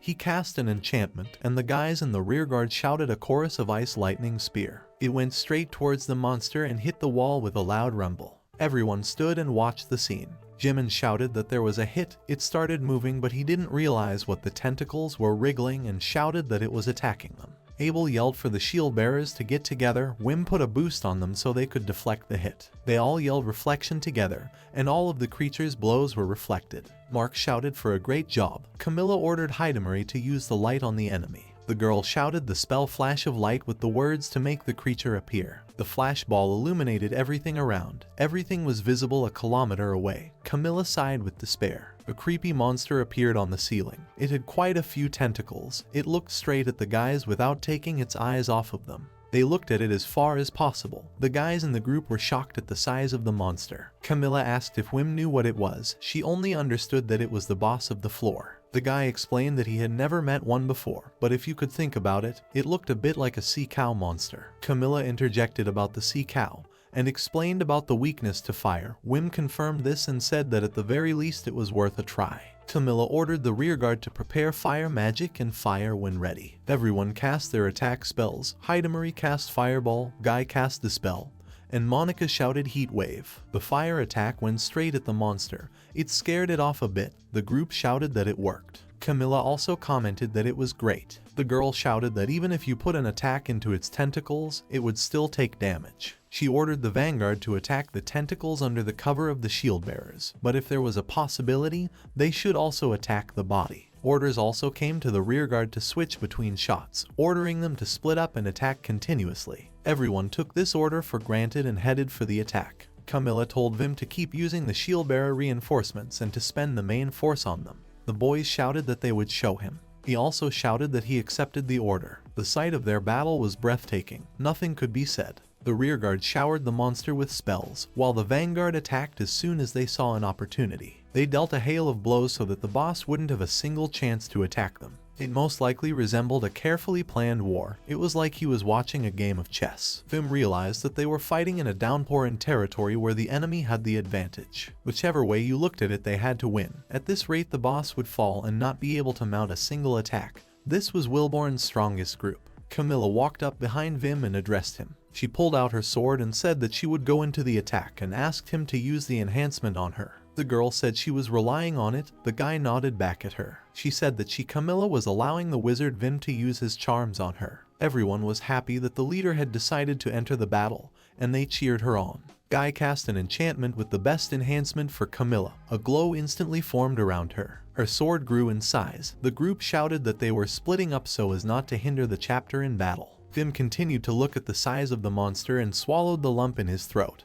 He realized that she wanted to end the fight in one blow. However, the floor bosses might be hiding a trump card up their sleeve. So she wanted to kill the boss before he revealed his trump card. Camila shouted that it was time to engage and it was time to test the results of their daily training. A few days ago, Camila was in the courtyard. She continued to train her body and magic, but this was going beyond all limits. She was lifting high heavy weights. Lifting the last one, she fell to the ground with no strength, talking about the number of 1,120 yes times, the same amount as last time. She was nervous that there was no progress and pounded her fist on the ground. She realized that if she could no longer become stronger, she would try to lead the guys to greatness. When that thought hit her, her warrior spirit died inside her. At least she thought so. In a moment, a shout of the enchantment spell was heard. Everyone around her cheered and asked for a class demonstration. She could feel that each reinforcement of it was only getting stronger each time. Her whole body was imbued with power, and she realized that she had room to still grow. She clutched the sword with the realization that it had given her hope. The girl stepped closer and closer to the monster and mouthed in her head that Worm may not have realized how grateful she was to him. On second thought, she felt for the first time that she still had room to move when he used his spell on her. The warrior spirit within her was still alive thanks to Vim, she said quietly so the thug could hear her call. Vim realized that he had become much bigger than he had been then when fighting the wyvern.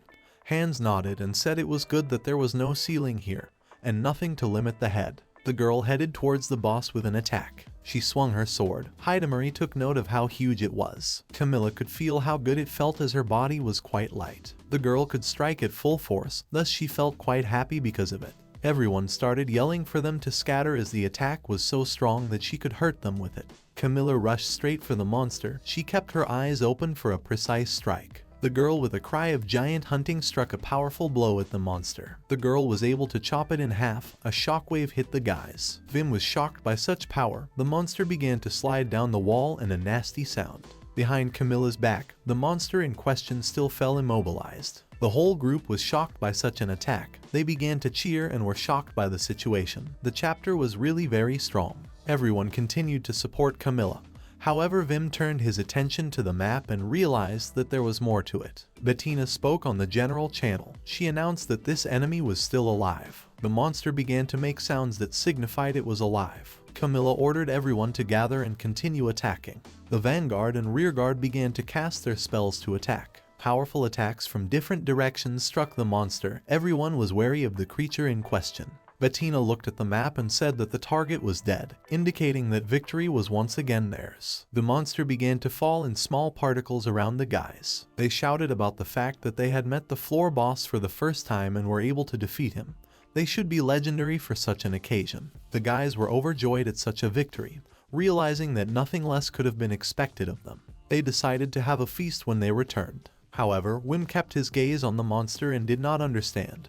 Because something was wrong here. Wim couldn't understand why he still couldn't calm down. He looked around warily. He assumed that it was either because of the rain or because the floor boss had been defeated so easily.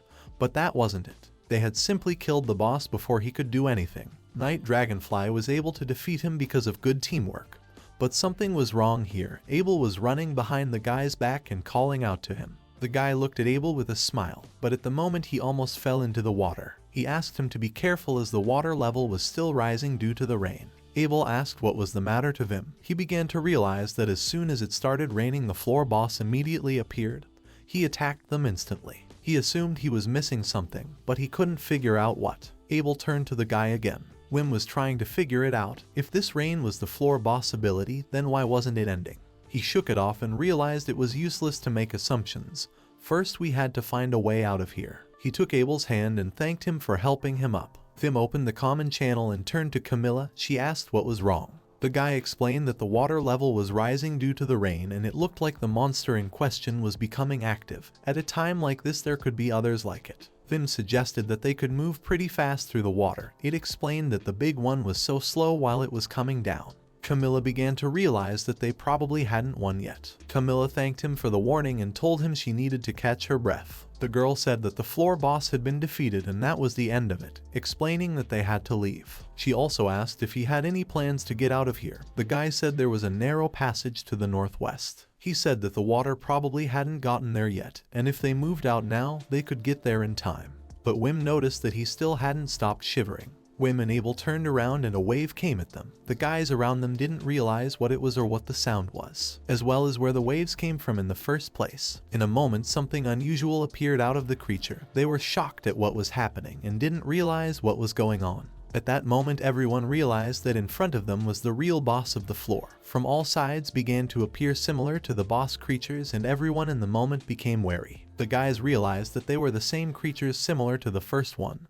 They assumed they were the boss's minions. Vim looked at it with horror. Camila realized that the 98th floor would not let them win this battle so easily. What something was letting out strange black smoke from itself. No one could figure out what they should do next. The large monster appeared with small creatures of its own kind. Bettina shouted that in the rain visibility was 0. She couldn't count the exact number of opponents. It was even hard to hear in such a downpour. She was sure the rain was caused by the floor boss ability. The guys from different sides on the common channel began to confirm the different numbers of monsters that were advancing towards them. Guy announced that there were 5 such creatures in the south at once. Vim listened about the number of enemies and realized that they were all confused. All he could understand was that they were in a complete stalemate. There was a shout over the channel for everyone to calm down. Camila announced for them to get together and form a defense formation. Vim noticed how the head kept completely calm no matter how dire the situation was. She was a true leader. All the shield bearers lined up in front of the monsters, creating a defense formation. Wim couldn't understand what would happen next, as all avenues of retreat were cut off, and they had no choice but to fight. Even though it was Night Dragonfly. Oh, he couldn't assume that they would have the strength to break through the boss in such an environment. He wondered how they would fight. Also, if they could break through, where were the guarantees that they would be able to escape from there? Someone came up behind him and grabbed him by the shoulder. It was Mark. Wim jumped with fear. He asked him to keep his hands up. None of them had given up hope of victory yet and turned his attention to the people standing around him. All stood with serious faces, ready to attack and for a big battle. He realized that apparently he was the only one who was ready to despair. Wim shouted that he would not give up. In his thoughts, he began to support himself. They were cornered, but they hadn't lost yet. There was more than enough strength. They couldn't give up just because they were facing a crisis situation. The guy realized that they all had to come back alive. He had to see it with his own eyes. Wim said he would do everything he could to see them triumph. The monster that had risen in front of them wriggled and pointed its tentacles towards them to attack. All the monsters around pointed their tentacles towards the guys. Camila ordered them to prepare for the attack. The shield bearers put up their shields to repel the monster's attacks. They shouted that no one should dare to retreat or take a step back. Hans said that they were going to attack with tentacles. The girl ordered that as soon as they could hold out, to counterattack immediately. Everyone was shocked at the large numbers, not realizing why there were so many of them. Vim looked on in horror, but was serious and completely focused. Camila yelled out that they were attacking. A large number of tentacles from different directions began to attack the group. Many were able to fight back, but they did hit some and cause damage. Vim also tried to attack these attacks. He was doing quite well. He kept up with the other guys. In his mind with each attack and asking himself to endure it all, he gathered his thoughts. Camila was yelling for the guys to hold on in such an attack. The girl's voice was giving all the strength. However, despite that, there was one thing. But the ranks of the Night Dragonfly had thinned. Many had fallen with various injuries. The monster's attacks were quite strong, but many stood firm and confident, waiting for further attack. Vim might have expected the worst. He thought they would all die at once, but they were strong enough to hold out. But if it continued like this, there were doubts. The labyrinth was unpredictable. There was no talk of everyone coming back alive. The enemy was too strong. Anyone who faced him for the first time would surely die. Someone called out to Vim. It was Camila. She said he was not a full member of the Night Dragonfly. If anyone was to escape from here and pass on information, it had to be him. She asked to hear her plea. Guy yelled that he couldn't do that to them. It would be horrible. She apologized to Vim. The girl said they couldn't all come back alive and asked not to be interrupted and to hear her out. She said she wasn't going to give up and explained to him to use reinforcement on her, saying she would kill that floor boss. Vim was horrified, but Camila clarified that she didn't need the others' help, suggesting that the guys get together in small groups and look for a way out of here. The girl asked that if he could, have him lead them to the exit. The guy tried to cower her, but she asked to honor her request. The rest of the guys would understand this. After all, there are only talented people in Night Dragonfly. Wim shouted, asking her not to do that. She called out the names Hidamari, Abel and Wim. They were the bright future of the Night Dragonfly. The guy kept trying to appeal to her. Camila looked at him sadly and asked again, telling him to let the warlock Wim use his enchantments on her. The guy looked at her with shock. Closing his eyes, he cast the enchantment, enhancing her abilities. Camila spoke over the common channel for them to listen to her orders, realizing that this was her last speech. She announced that she would fight this boss by herself. She asked them to group up in groups of 3 and drag the wounded away. The way to the exit would be shown to Vim. The head of the group thanked all the guys for everything. They only wanted to not address as she distinguished completely common channel. They realized that the connection was broken. The girl sighed and realized how funny it was to feel as if a mountain had fallen from her shoulders. She looked straight at the monster and said that Camila would defeat this floor boss. The girl explained that whatever he did, she would take his life. At the moment the boss began to attack Camila, she swung her sword and asked to hear her call. With her strongest attack, she was able to fend off his blow, and by chopping his tentacles, she began to realize that she had only made him angry. Camila tried to attack the boss even harder each time. Her attacks made the monster's tentacles fly off in different directions, and she easily chopped them into small pieces. In an instant, the monster once again aimed his strike at her. She said that she would not make him wait long. In a moment, her sword transformed into a huge scythe. The girl with serious intentions, and the strongest attack struck a blow, cutting his tentacles in half, but only managed to anger him more. The girl moved deftly. She realized that her body was moving quite fast and never would have thought that in her tired state she was capable of such a thing. She wondered if it was definitely her, and if she was blazing so brightly. Camila let out a shriek of wonder if it really was her. Once again she was able to make a great attack. The monster roared in pain. The head said to herself that she could handle it, she could fight it. She decided to just cut off all the tentacles and then crumble his entire body, moving faster and harder. Vim watched their battle and marveled at this, for all he did was strengthen her, and she fought the boss as an equal. Camila fought as if she were a hero straight out of the legends. She was the strongest girl from Wilborn. She put her life on the line, fought hard. Not one to waste the time. Camila was winning for them for nothing. He decided to follow her orders. He had to save all the boys. Hidamari was healing the wounds of the injured. They thanked her for that. Wim ran towards them and called out for her. As he got closer, he said he was looking for her. He asked if the situation had gotten better or not. Hidamari said that Hans was fine, but the situation in the neighboring group was disgusting. The girl said she would take him there. He headed after her. But in a moment Wim stopped, to which Hidamari took notice. She looked at him sadly, not realizing what had happened. He felt that there was something wrong. His body seemed quite heavy. He didn't understand why it was like that. He assumed that perhaps it was because he was tired. But that was not the case. His legs felt as if they were dragging on their own. But in the blink of an eye he realized what had happened. He remembered how Kronos had pressured him, telling him that he was nobody there to listen to what the leader was telling him. He realized it was just like back then in Dragon Wing. The boy realized his mistake. He shouldn't have thought of such a thing at this time. He couldn't delay. Hidamari was looking at him and asking him what was wrong. He began to remember Camila telling him about his amazing magic, how she asked him to do things he was great at. He covered his face with his hands and thought about the fact that he couldn't push those thoughts away. He wondered why that was the case.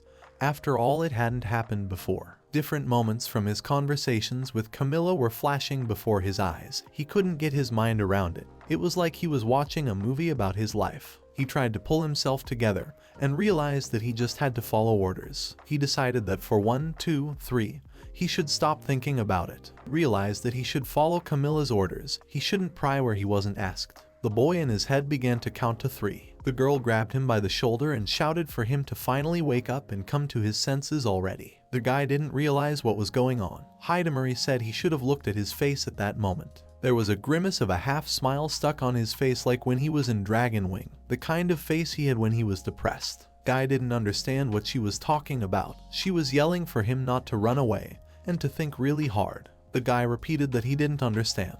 She explained that at this point he was lost. He looked at the girl and didn't understand what she was saying. At this time, Camila continued to fight the floor boss. It felt like he was getting stronger after each blow. The group watched their battle and shouted that the head was sure to pull it off. Hands shouted for no one to get discouraged. Camila fought off each attack of the tentacles. She chopped them in half and cut them into small pieces. The girl noticed after the last attack that the creature stopped attacking her. She decided that this was her chance and there was no way she could miss it. Camila's sword became many times bigger. She shouted that it would feel the maximum power from her attack. She shouted, "Hunt the giant," but in a moment the monster dodged her blow with a rather nimble movement. The girl was shocked that it was able to dodge, and her group was horrified by it as well. In the moment, Camila was taken aback and missed the instant attack from the monster. Vim saw this moment and was horrified by it. He immediately at the same moment cast an instant boost of 3 times. The guy rushed towards Camila and with a shout he called Abel after him. He saw that the girl would fall in an instant. She was already almost close to the ground. There were only seconds to her death. Thanks to Vim who managed to catch her, she was still alive. He started shouting her name.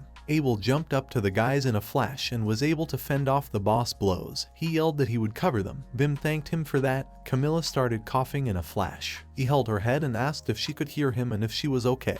The guy realized that she had fractures all over her body and was still bleeding and her internal organs were affected. She asked in a quiet voice if anyone was left. Wim said that everyone was still here and no one had run away.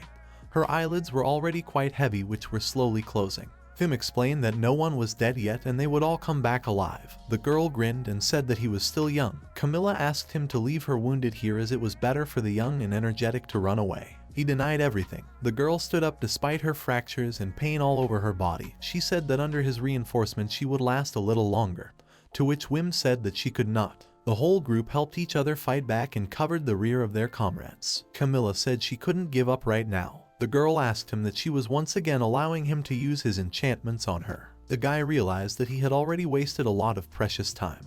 Camila was going to give her life in vain. Many of their comrades would die in this battle. He assumed at least half of the group would die here. His whole life flashed before his eyes. The Night Dragonfly group that had taken him in here would die. He was not happy about this. Anger began to fill him. He remembered how he was called a talentless person on a regular basis, while trying to not stand out and blend in with the crowd. Vim knew he had to protect Camila and the guys from Night Dragonfly. Even if he had to die for it, they were all very kind to him. These fine people had taken him in. The common channel heard what Wim was saying. Everyone was shocked at what they heard. He had only one way out. He asked for forgiveness but had to disobey orders. Abel didn't realize what he was saying. It was the best and right choice. There simply couldn't be any other. Wim realized he had to do it and there was nothing wrong with it. He said he would stop the boss with his own hands, asking them to leave as soon as they saw the opportunity. Camila walked up to him and asked him what he was going to do. He uttered a pause and the strength instantly left the girl. He explained that it was a reverse reinforcement and apologized to her. Vim told her that he would be the one to kill this boss. Camila looked at him with incomprehension and asked about the fact that he was really hiding something from her. He hoped that he would never have to go back to that. He hated to be used like that on a regular basis. He remembered the words that Camila and Hidamari had told him about living his life the way he wanted. The boy brought his hand up to his head and said the transition, puppeteer. You could tell by the look on his face that he didn't want it. Camila couldn't figure out what Wim was going to do. She was already all wounded and powerless in this fight. The guy stood in front of the boss and said that he would be the one to kill this monster. The guy headed straight towards the monster. He was called out by Hidamari asking what he had decided. He nodded back to her. She escorted him with a smile as she looked at him, realizing that Vim had become a bit bolder. However, he always, even when he hesitated a lot, still did crazy things. Vim turned around and thanked her for everything she had done for him. She asked him without it, for he would surely win. The guy smiled timidly and said that she had too much faith in him. But it was a different situation here and he might not be able to handle it. The guy suggested that the boss was much stronger than the past. Before he could finish, he was interrupted by that same strange laughter. He explained that he was, however, strange all the same, and because of the stress he sometimes giggled like that. He pointed to his knees and said that they were laughing too, or else he was afraid. Wim whispered that he was afraid and risked his life again. Hidamari escorted him with a look, realizing how much fear he had. Wim said he had to go as he didn't have much time. The girl nodded and wished him luck. Hidamari thought about how he didn't fully understand himself as he knew him much better, but there would come a time when he could realize that he was the best in the world, and then she would want Wim to teach her a lot, even though she said she knew him better than he knew himself. However, there was still a lot about him that she still didn't know. However, why was he smiling at a moment like this without stopping it? Everyone watched the boss as if he was preparing to make one last attack. They saw that all the wounds Camila had inflicted had healed in an instant and realized that they had to start all over again. Vim walked towards the boss and realized that the level of the driver continued to rise. As he walked past the other monsters like the boss, he thought about the fact that if he didn't finish quickly, the water level would be so high that he couldn't move at all. As he came closer, he lowered his gaze and clenched his fists. The guy was pretty serious, Vim said, making sure to give it his best shot. A warlock could amplify a lot of different things, especially in the human body. It's hard to vary depending on the part being amplified. Level 1. The easiest way is to amplify bones and muscles. Most amplification is limited to that. Level 4 to 5. If you want to increase oxygen supply and speed up blood flow, you will need to strengthen the heart. Since the heart is not easy to reach, few spellcasters are able to do this. But the heart is not the very last part that can be amplified.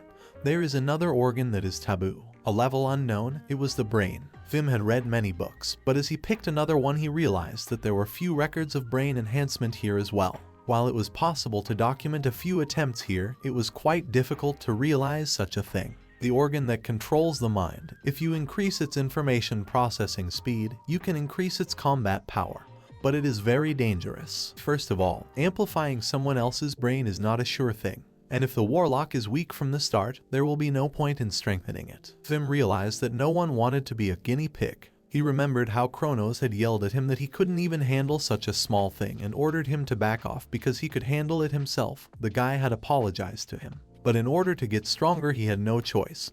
He cast the transition spell, Puppeteer. Different genetic bands began to appear around his brain. Absolutely his entire life began to fly before his eyes. He felt a piercing pain. One should be careful with this reinforcement, otherwise one could easily lose consciousness. When you raise the speed of information processing by the brain, then absolutely the whole body starts to suffer and one could easily overload it. However, Wim found a simple way. One had to realize one's own consciousness. Talking to himself, the meaning is not so important, but one must bring the body to overload. However, he was barely able to maintain consciousness. The current amplification was 100,001 times. That was his limit, and even so it could have side effects. He could damage his brain.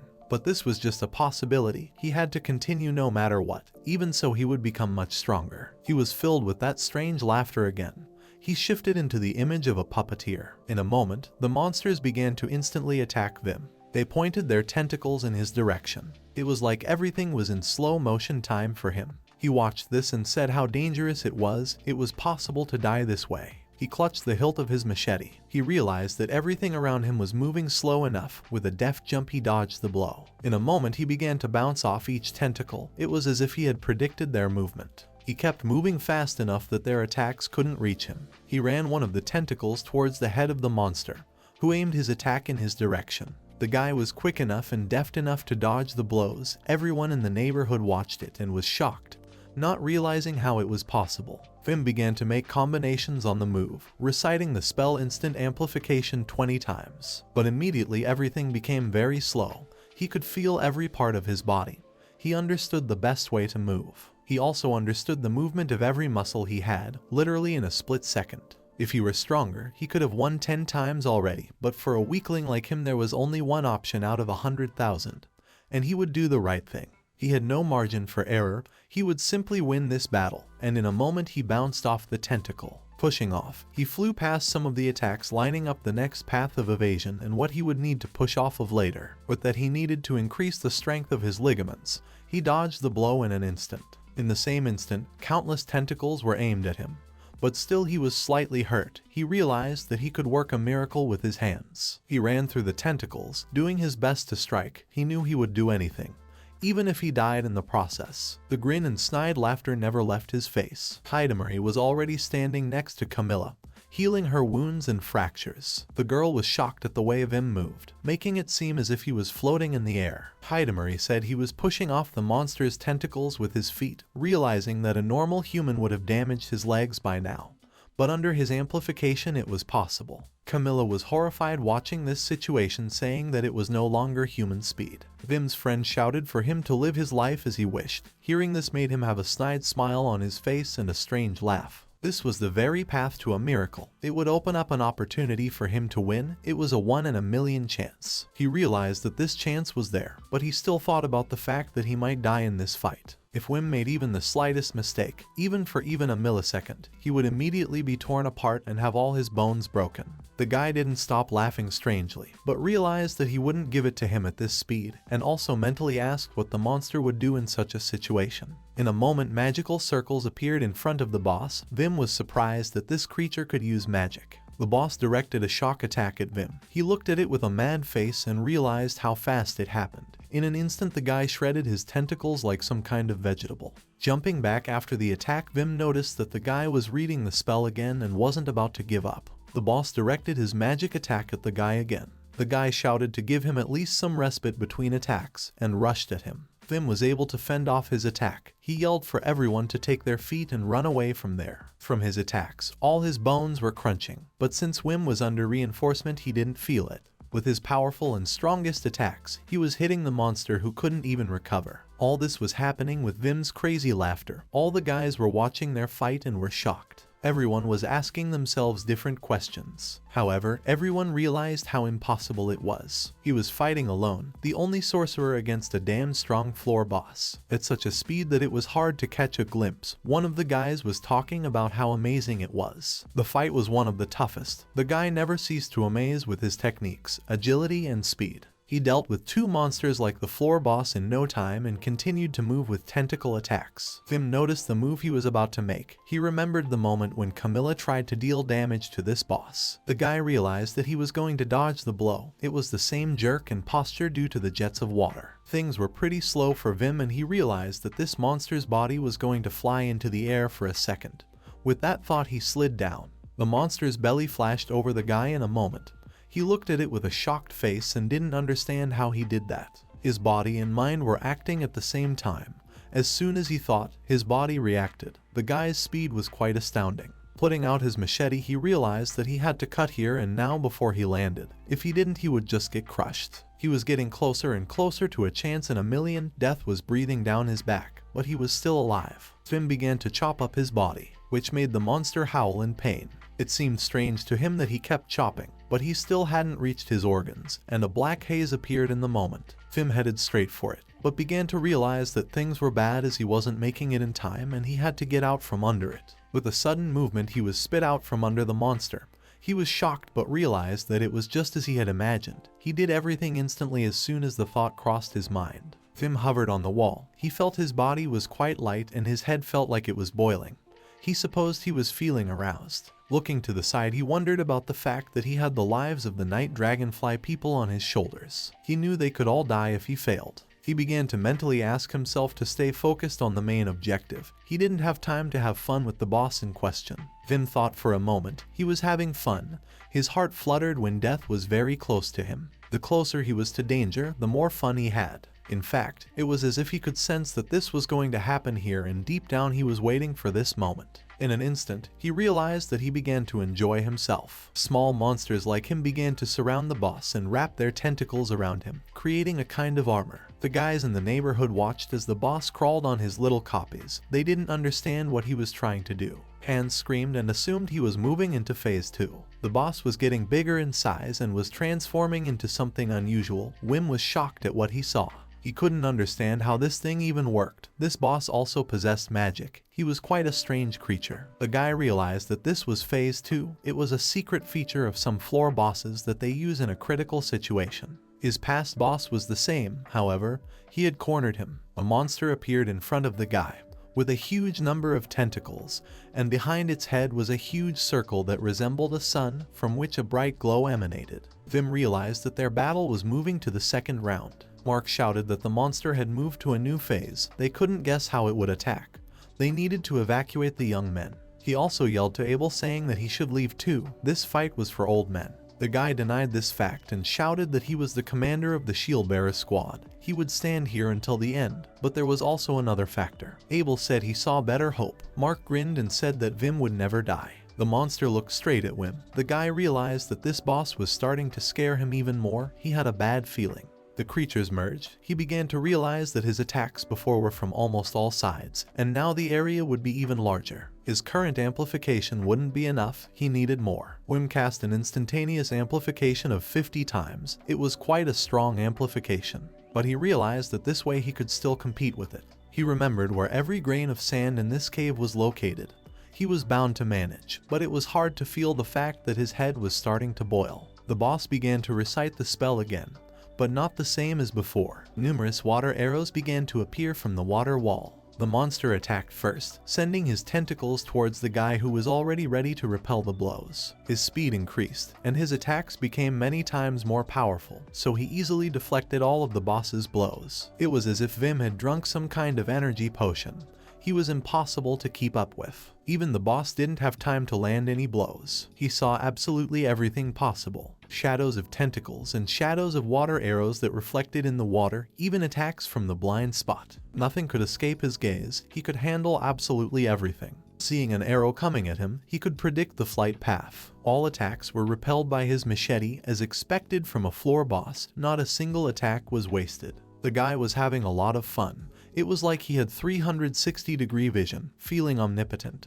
Everything was going according to his definite plan. But once he stumbled once, he would finish him off immediately. He felt that defeating such a creature alone was impossible, but that only stimulated him. He couldn't stop and kept going constantly forward, but wondered if it was always within him. Vim was having a lot of fun and he was enjoying it immensely. Vim continued to fight the boss. It was a pretty tough fight. He was dodging tentacles and water arrows. The guy was laughing madly and thinking about the fact that literally a millimeter to the side and he would be a corpse. As an aside, Camila thanked Hidamari for the treatment and said it would be enough. The girl called Hans over and asked what their chances of retreat were. He explained that they had too many wounded. Almost everyone was busy protecting them, and they also needed to help Vim somehow. Camila thought about helping, and watched as he dealt with the boss in question. She realized that at this speed no one could help him, they would only get in his way. Camila said to get as far away as possible, explaining that she would cover their comrades. The girl asked to hear her call again, turning to her weapon, and in a moment it began to glow brightly. Vim had said he would defeat the floor boss. She thought he was just bluffing. However, he fought him on equal footing, but she corrected her thoughts, saying that he had cornered the monster. She couldn't believe what she saw. They were too far from his level and unable to help him. She believed that by fighting him would definitely defeat the boss. Fighting a monster, he never thought he had such a side. He didn't think he would enjoy chopping and slicing monsters while staring straight into the face of death. However, he was barely making any progress. Vim saw no way to kill the boss. If this continued, he would quickly tire and lose this battle. He began to think and weigh different options. Vim remembered that black mist, this was it. Realizing that this enormous thing must have a weak spot. Perhaps that mist had its core or some other insides. But if he could get to it, he would win. In an instant everything in front of his eyes went black and only a beam of light that showed the shortest path to his body. He himself didn't realize how he had managed to lay it out. That's what his brain was capable of. Out of all the possible variations of events, he found the one that would lead Vim to victory. If he got it right, this monster wouldn't have long to live. But he could still fail if he stumbled. The guy's whole body shuddered, but if he remembered, he always shook like this. But now he saw the light of victory. This was the path that would lead him to victory. There was a 99% chance that he was going to die, but he was going to rush forward anyway. Whichever way you looked at it, it felt like suicide, but he wanted to feel that drive. Vim tore forward along the path he had built, literally thinking about it. But at the same moment a rain of water arrows and monster tentacles rained down on the guy. As he got closer to the supporting tentacle, he jumped back and in an instant it was as if he vanished into thin air. This was noticed by Hans, who did not understand how he had disappeared. Vim found himself in some space. For a second he thought it had stopped raining, but he realized that he had risen above the rain. All of the boss's tentacles rushed upwards after the guy, but Vim realized that with him so close, he decided to use the altitude to accelerate. The guy rushed down at high speed. He came to the shock of not hearing another sound. His space was quite quiet that it felt like he was alone here. It felt like the guy had a lord in him. In front of his eyes the boss began to blur. The monster used a barrier spell that made a dome appear around him. Vim was not deterred, and in a moment he broke the glass barrier with his machete. The guy decides that he will concentrate all his power on the strength of his body. He will continue to accelerate to break through. With the high speed Vim was able to break through. He saw the same black mist he saw originally. With deft movements and attacks he burst through this fog. He passed through it, moving into a kind of darkness. Vim stood on the surface in front of his eyes as if there was some interference. He did not understand what was happening. In front of him was some split substance, more like an egg with some black substance. From this egg, some sort of arm began to appear, which began to emerge from there, taking on the body of a human. The black haze transformed into some sort of ghost-like creature and headed towards Vim. He stood motionless in shock. With a nasty clanking sound, this creature got closer to him and stood a huge spirit, which whispered something to the guy right in his face. He didn't understand a single word that the creature said to him. However, he didn't feel anything wrong and nodded to it in response. Vim felt like he was being spit out of the creature. He was trying to grab more and more air into his lungs with each breath. He looked towards the group and there was some kind of fear in his eyes. The monster made the last sounds of life. Vim noticed his friends and comrades running towards him. In the moment he smiled with happiness. The guys ran with smiles towards him and cheered. He had won, he could do it. With thoughts of the fact that he fought to protect all his comrades. Everyone around him shouted his name, but the sound grew quieter and quieter and his eyelids grew heavy, his eyes starting to close. He noticed the way the rain ended. Camila, Abel, Hidemaru and the others were trying to bring him to his senses. The report from Night Dragonfly's full-scale dive to the 98th floor. 3 precious veins were opened, 28 new monster species were discovered, and the floor boss was defeated. 106 people were injured and 12 were seriously wounded. There were 0 fatalities. Floor 50 of the labyrinth. A toad-like creature was looking at a group of people. In a moment it attacked them. It was the Dragon Wing group. Kronos shouted Nikra's name. She paid attention to it. The girl in a moment applied a burst spell. The creature in question was unable to dodge this attack. Sophia cast a vine spell and flexible plants began to appear from the ground and grabbed the creature. Kronos called out to Melis, to which she said she was ready to attack. The girl cast a flame flow spell and flung the creature away. Kronos was ready to attack it. He pointed his sword at the frog. In a moment he impaled the creature and chopped it into several pieces. Drops of blood splattered on the guy. The girls screamed about how cool he was, calling him a true genius. Even Sophia remarked that it was amazing. Once Nikra's wounds had healed, they set off into the labyrinth again. Everyone began to work even more cohesively. She also became better at scouting. And she also got better at other tasks, like plotting the route, writing reports, and so on. She was actually amazed at how her predecessor managed to do all this when they were weaker. The guys had to probe their latent abilities to be at least on the 50th floor. All of them are talented, and they are daring as if they are on the verge of recklessness, but more often than not it turns out for the best. But even so, she didn't see a future. A group this size is incapable of accomplishment. And the old Dragon Wing, who had previously earned their fame, were no more. She didn't even think about them being able to defeat the floor boss. It wasn't nice to say such a thing, but they were weak to do so. Dragon Wing's group home. After another sortie, they cooked dinner and sat down to eat together. A silent silence spread across the room. Melis shouted indignantly, realizing that it was Nikra's turn to cook tonight, and asked why there was carrot topper in their dinner. The girl apologized and Kronos said with a smile about her being clumsy. With a chuckle the boy said that the halm could be useful too. The girl denied it and said it didn't taste good at all. Sophia realized that the atmosphere in this group wasn't getting any better. She wanted to fall through the ground every time. But Kronos turned to them in a moment, remembering something. He suggested finding more comrades for their group and asked what they thought about it. They all looked at each other, to which he added that they had been recovering before, so he wasn't looking for anyone. But now they were now in a rank group, so it would be easy for them to find newcomers. That way they could explore the labyrinth again at the front of the line. Nikra asked how many people he wanted to recruit. The guy explained that the more the better, suggesting that a few dozen would be just fine. All the girls thought about it. Kronos began to think about who he should choose, because at the moment there were only girls in his group. He didn't really want to be joined by some man who likes to spread his hands. The guy turned to Melis what she thought about it, and looked at her with a smile. Kronos quipped that he liked to recruit people he could control. Melly said that she wouldn't want some dork coming in, since as long as it was just him and the other girls in the group, she felt safe. There was another problem with this group. Melis and Nikra had feelings for Kronos, and apparently it wasn't enough for him to have only one girl. And also when another girl would come into the group, then given Kronos' lovey-dovey nature, he would obviously point his crotch at her. That's why they were all making such displeased faces. Sophia turned to Kronos with a question. She said that on his meta she would have been much more careful about expanding the group. They didn't have enough finances to recruit a group. A sepulchral silence covered the room. Kronos explained that there was no need to put a stop to the idea so early. Until they tried it, they wouldn't know. Sophia tried to object to that, but was met with a not particularly welcoming look from Kronos. She explained that he didn't understand that. He began to explain that if the problem was only money, they should have enough finances from defeating the floor boss. She didn't understand what he was talking about and knew she had already talked about it and even included it in the report. Kronos smiled caustically and asked what was wrong, telling her that if she couldn't talk about it now, then she could tell it later in his room. She explained that they hadn't gotten confirmation of the boss's murder yet. In the records she had gotten from Wim. To confirm the victory, something had to be done. At the moment he looked at Kronos with a surprised look. The guy, as if he was furious, clarified not to dare her to mention that name.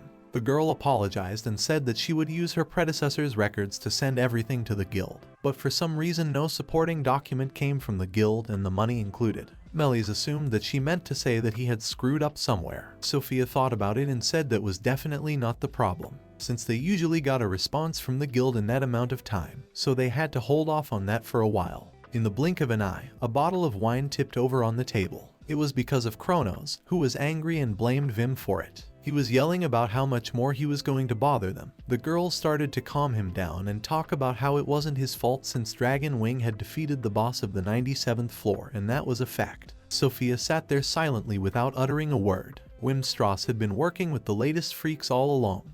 Dragon Wing had always been like that. The morning started quickly and filled the building with sunlight. In the room lay Wim, his condition leaving much to be desired. The boy opened his eyes and tried to look around. Heidemarie was sitting next to him and she was glad that he was awake. The boy looked around the side and wished her good morning. He also tried to get up, but alas he failed. His body was pierced by pain. The girl asked him not to exert himself too much as his body was completely battered. The guy in a moment remembered what had happened in the maze, how he had defeated that boss. Jumping up he shouted like the other guys and immediately bent over in pain. The girl asked him to stop jumping up like that, but Vim realized that if he was here, it meant someone had gotten him out of there. Heidemarie put a hand on his shoulder and asked him to calm down, telling him that all the members of the Night Dragonfly were at most severely injured and all survived. She also explained that he had been in bed for 5 days already, to which the guy came to a slight surprise. The girl said with a smile that he did a great job. Wim lay back on the pillow with a smile and calm. He was glad that he hadn't risked his life in that fight for nothing. His friend explained that Camila had asked him to call her when he woke up. As she left the room, she looked at him and asked him about how much fun he really had in that battle. The boy was surprised and said that to some extent yes.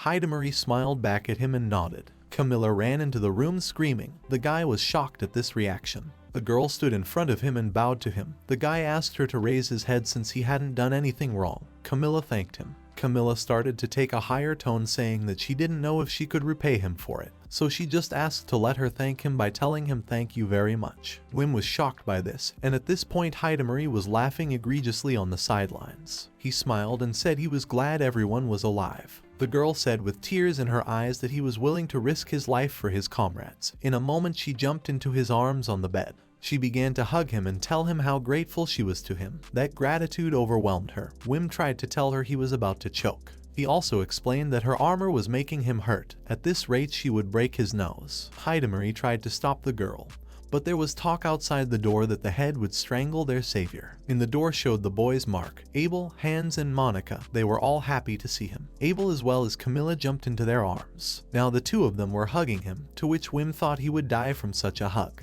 Monica yelled about how it wasn't fair and she wanted it that way too.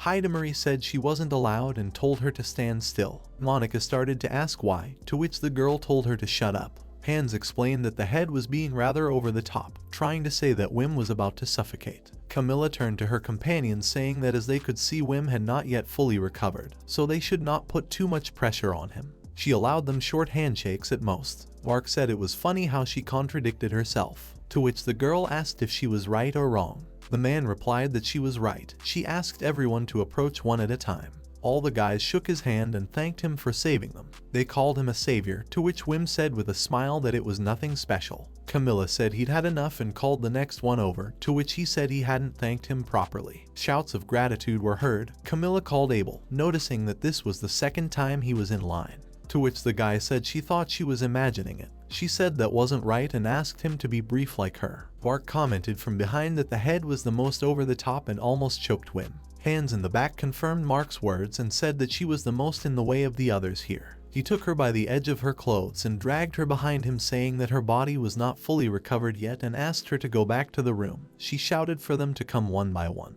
Vim was happy at times like this, and even he had the strength to laugh. After a while of prolonged thanks, Marie exhaled, saying that a moment of peace had appeared. She told him that he hadn't recovered yet and explained to him to rest. Wim thanked her. He began to remember moments of the guys thanking him for a great job, that they had never seen anyone fight like that. It was strange to him. It was the first time he had ever been thanked by so many people. His heart was overflowing with a warm feeling. He liked it a lot. He began to realize that he would soon be accepted as an official member of the Night Dragonfly. Camila would have been able to vouch for him before then, so he had nothing to worry about. He was well aware that not everyone trusted him before, and not everyone wanted him here. That was obvious since there were quite a few people here, and almost everyone had come to thank him, among them even those who didn't trust him. Clutching his t-shirt, he realized that things were bad, as he couldn't stop thinking about that very moment. Even though they were so kind to him, he couldn't suppress the feeling. It wasn't true. He shouldn't think about it. Marie was very worried about Wim, and so she stood outside his room, not moving away from it. In one of the main buildings, the guy came to his chief explaining that Wim Strauss was awake. The official report had not yet been sent. Night Dragonfly had already returned from the 98th floor, and everyone knew was that they had defeated the floor boss. Also, some people were saying that this floor boss had been defeated thanks to the warlock, although he decided to be skeptical for now. A certain man said that everything should be checked and made sure since it was the guild's job. The guy nodded in response. The man said it wasn't often that the guy could be seen so content, to which he also suggested that they should go to the hospital, as it was time for the guildmaster to go in person. They decided to ask him about Dragon Wing and the boss of the 97th floor. Marie asked to promise Wim one thing so that he wouldn't forget her for anything, and that he would remember her at least once in a while. The guy didn't understand what she meant. How was it even possible to prove that the labyrinth existed? The only thing connecting the floors in the maze to each other were teleporters. There's no reason to assume that the floors of the maze are underneath each other. Someone wrote in a book to his fellow countrymen signed by Dr. Hanks. Wim opened the book and realized it was Dr. Hanks' research. He was always interested in reading his books. He could directly feel the warmth that came from his work. But unfortunately, he was not published in scientific journals, but hypotheses.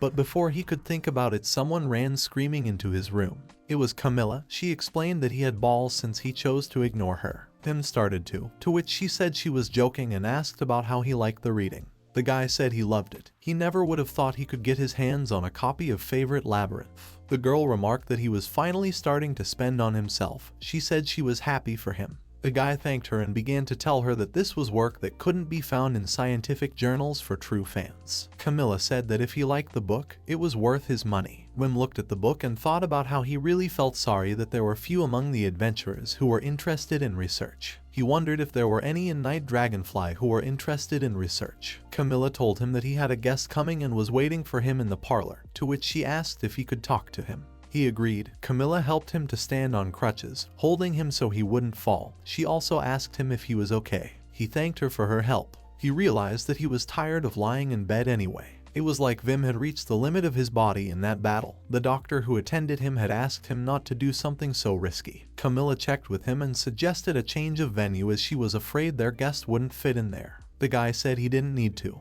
but was surprised to ask again that he wouldn't fit through. The girl pointed to the door and said that was the one he wouldn't be able to get through. Wim wondered who the guest was. Walking outside, the girl said that the guildmaster wished to meet with him. As he approached the fountain, a dog ran up to the man and started barking at him. The guy asked the guildmaster not to scare the people around him too much. Gotholf Nohengauer was the guildmaster priest. He was a tall man of rather large size. The man said that he was just out for a walk. A certain man approached him and asked him to listen. He asked about Gothelf coming to the hospital to talk to Wim Strauss, asking if he could ask him some questions. The guy behind the guildmaster said it was a journalist, to which he said he didn't want to talk. The journalist followed them and asked to hear him out, talking about how it was rather strange that a warlock could single-handedly defeat a floor boss. Gothelf said he had nothing to talk to him about, to which the man said he would do otherwise. He offered to make a small donation to the guild fund. The guildmaster turned around with a serious face and asked him to repeat what he had said, explaining that he had offered him a bribe. The guy who accompanied him realized how this would end. The man didn't have time to finish his point on Gothelf, said that he wasn't fixable, and clenched his fist. The guy shouted for the guildmaster not to do that. The journalist clutched his eyes in fear. At that moment, Gothelf prepared to strike. He brought his hands up to his face, causing his face to strain from the brightness of the light. The journalist didn't realize what was happening. The man flew back a few meters. He began to wonder what it was, realizing what the strange airflow was. Gothelf began to explain that even before he became a guildmaster, clenching his fist, he said that he could never tolerate corruption. He sat down next to the journalist and said that he just wanted to open his eyes, but explained that if he ever saw him try to shove money at him again, he would summon all of his disappointed ancestors. The journalist began to tremble with fear. Dominic asked what it was, explaining that even though he'd just clapped, he assumed he'd still write an article about how the wind had hit him in the face. Gothelf immediately began to ask him if he would write anything, to which he said he wouldn't dare. He began to ask if he was telling the truth or not, and said he would cure him with magic. The journalist started to run away, saying that everything was fine, but still asked him to stop. When he arrived at the meeting place, he apologized for having to move their meeting from the living room because of him. Seeing him, Vim came to a shock. He said it was a pleasure to meet him, saying he was a guildmaster named Gothelf. Wim was confused and with a tremor in his voice introduced himself by the name Wim Strauss. Gothelf Nohungauer was a priest who defeated the floor boss single-handedly with his huge hammer. In terms of physical strength, the priests were not far behind the warriors. Only the priest, unlike the warrior, is able to use healing magic, and he was nicknamed the Diamond Gothelf. The man asked if he could call him Lord Vim. You could see from the guy's face that he was getting rather scared, and with an awkward pause said he could. The guildmaster laughed and told the man not to be so nervous. He just came to congratulate him on his victory over the floor boss. He also had a couple details to confirm. The guy thanked him for the congratulations. Gothelf said that thanks to his victory, the 98th floor had been conquered, which was a huge step. He was a man who had won alone, so he was obliged to come to him in person, and told him that he had done a great job. Wim pondered the words single-handedly. He clarified that there was no such thing, explaining that everyone in Night Dragonfly had worked hard to defeat the boss. The man laughed and said that Camilla's words turned out to be pure truth, that she had said that about him. The guildmaster said that he was the one who had moved the boss to the second stage and then defeated him. Whichever way one looked at it, it was his personal victory. The man said that he had spoken to Camila before and it looked like Night Dragonfly thought exactly the same thing. All that was needed was the guildmaster's confirmation. Vim tried to object, to which he immediately said that there was no need to be embarrassed about it. He just needed to accept his fame. Gothelf said he'd like to invite him to the awards ceremony that's being held at the Stomp Festival, and they'll also pay him an extra reward. The Stomp Festival is a festival held in their town when a floor boss is defeated, and also the one who contributed the most to defeating the floor boss would be given the highest honor. Although it was unusual to celebrate the conquest of the 98th floor when they had just recently celebrated the conquest of the 97th floor. This was a first in their history and not just in their city. Gothelf said it was indeed unusual, since first, it was the first time in years that a group of only 4 people defeated a floor boss, and then some months later, Night Dragonfly defeated the 98th floor boss. Also considering that the 98th floor boss was defeated by one person, it was much more amazing than Dragon Wing's feat. Wim didn't know what to say in response. The guildmaster said, assuming that he knew, that Dragon Wing became famous by defeating the boss of the 97th floor. But so far, the guild hadn't confirmed that fact yet, to which Wim said that he already had a report. Gothelf countered that his assistant had doubts, so he refused to accept it. Wim was shocked, saying that he had done all the paperwork correctly. Dominic said that there was no problem with that, to which Wim asked why it had been refused then. The guy explained that he felt that the report didn't include his contribution to defeating the boss, and he was also convinced of his theory when he saw his reaction. After studying his personality, he realized that there were understatements in his report. Wim said he had written the simplest facts, to which Dominic said he was willing to argue with that. According to his report, the other 3 members of the group ran out of strength when they almost finished off the boss. However, he had delivered the final blow. The guy nodded back at him, to which he went on to say that the other day he had pretended to be a journalist and talked to Kronos about the floor boss. Kronos said he had cut him in half and still remembered the very sensation. Those were the exact words he stated about the boss's victory. Vim put his hand to his face and thought about what he said that for. Dominic said that while talking to Kronos, he realized that he was overestimating himself, unlike Vim.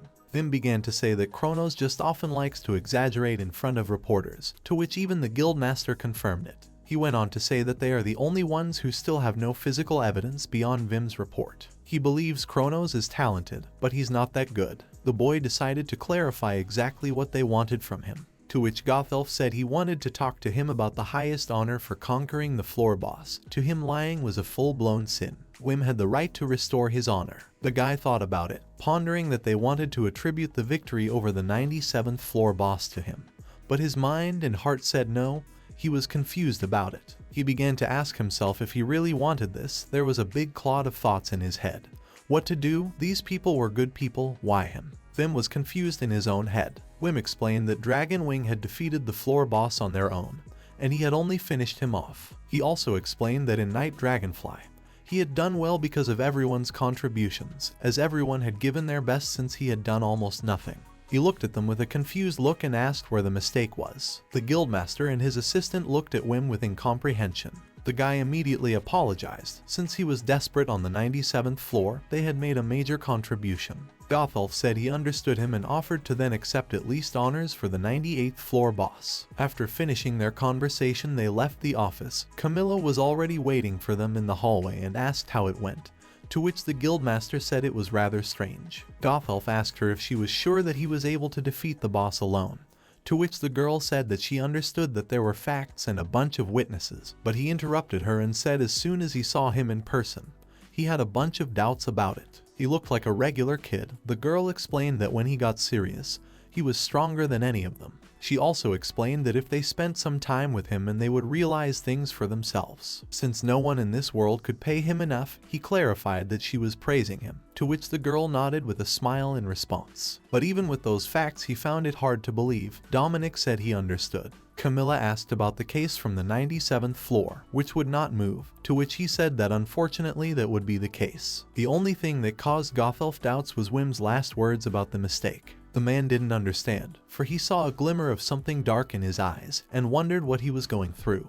The guy said he'd leave a change of clothes here, to which Wim thanked Abel, to which he asked if he needed anything else. The guy said it was fine, saying that he had gotten too much. On the contrary, Abel stopped by to see him every day. Even though he had tons of work to do, he volunteered to take care of him. He asked to be allowed to be the one to provide care for Vim. He was wholeheartedly grateful to him. He said he would say it over and over again, explaining that he was very cool back then.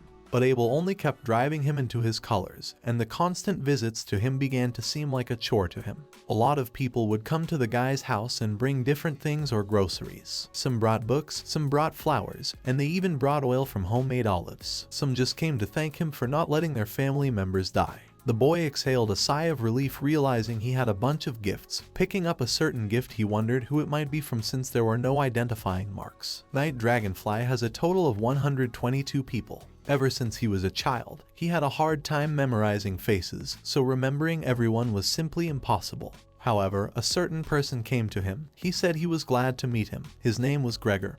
He was one of the junior leaders of the Night Dragonfly. There were also about 1,000 other members in addition to the fighters. Gregor said he came to say hello, as the secondary divisions also wanted to send him a thank you. Vim thought about the fact that he didn't look like a Night Dragonfly member at all, wondering if the other departments had any. The man apologized and said that he should have come earlier, but he had, as always, done things at the last minute.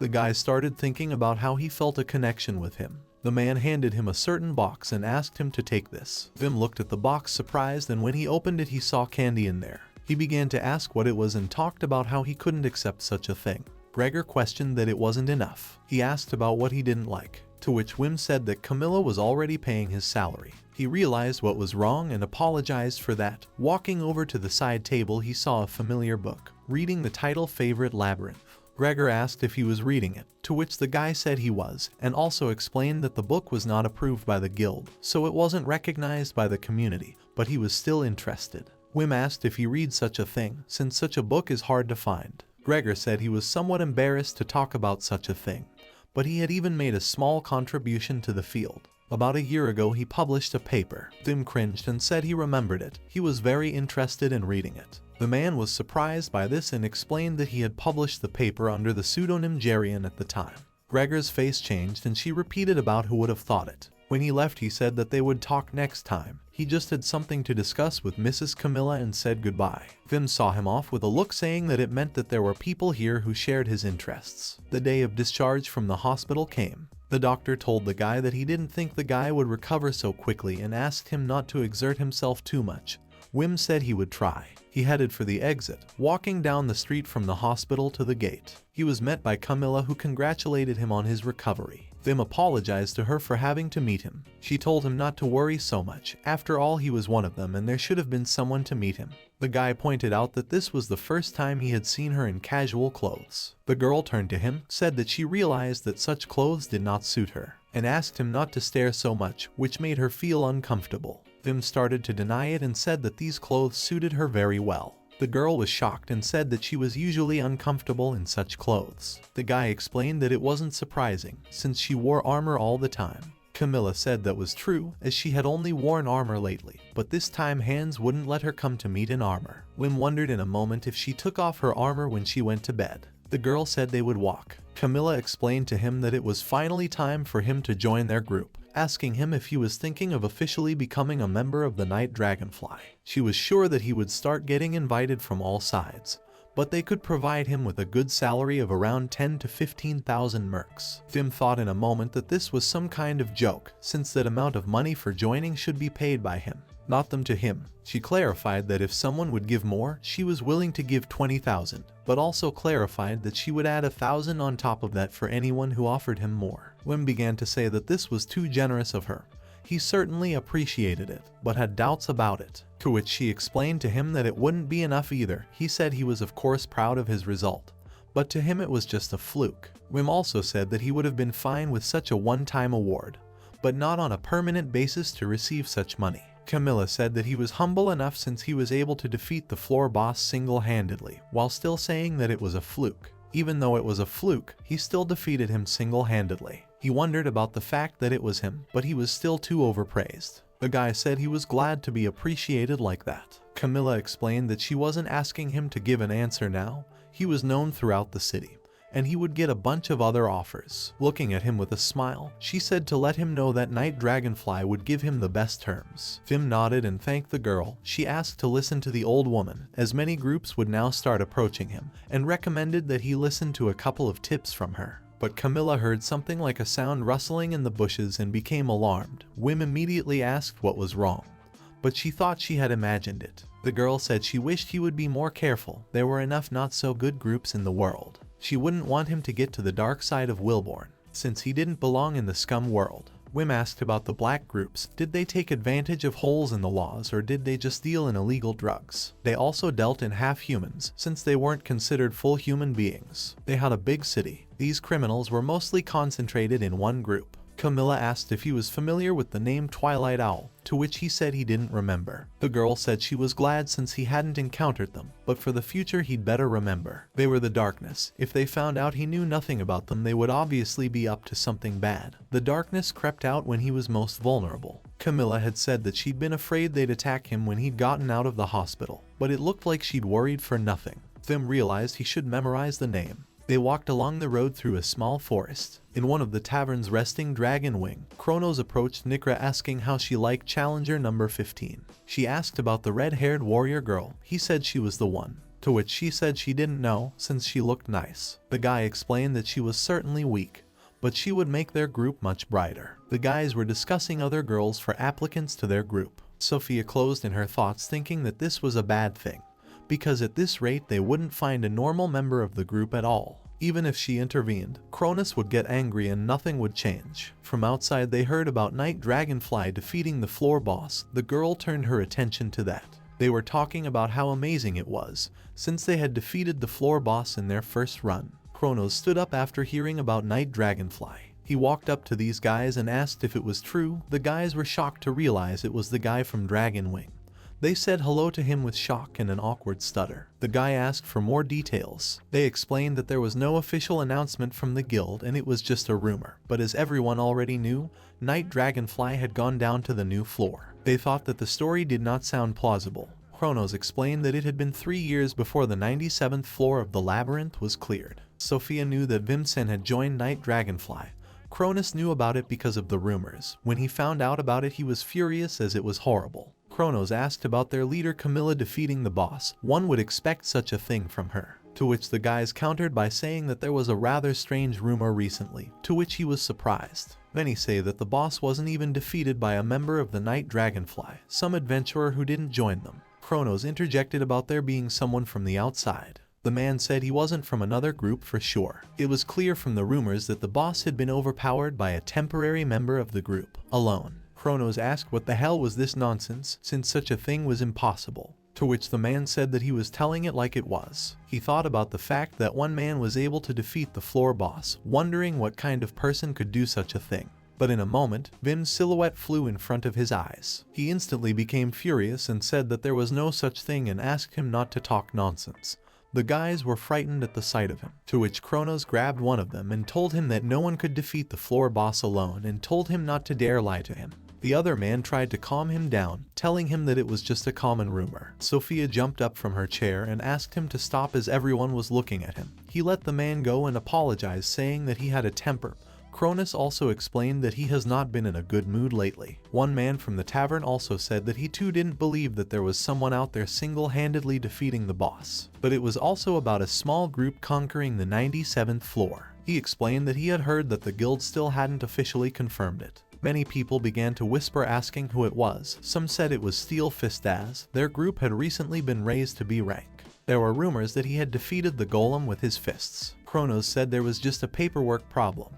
That's why the confirmation was taking so long. Toph began to chuckle that it was hardly a paperwork problem, asking if he knew what class the temporary Night Dragonfly member was. Kronos said it was a warlock, asking what he meant by that. Daz said it was nothing like that. He was just implying that he didn't have long to rest on his laurels. He also explained that he realized that his group had no place in the A rank. Kronos decided to ask if he had heard that he had been in a bad mood lately, and everyone looked surprised to see a fight breaking out. The man asked if he wouldn't mind practicing with him. The guy agreed to his offer, saying he would teach him to keep his mouth shut. Everyone was cheering for Daz to beat him. There were many bets on Daz and on Kronos. Sophia realized that this could end badly on their rank. Everyone began to watch as they punched each other in the face. The crowd watching realized that they had definitely overestimated him. Daz was flying off like a common piece of meat.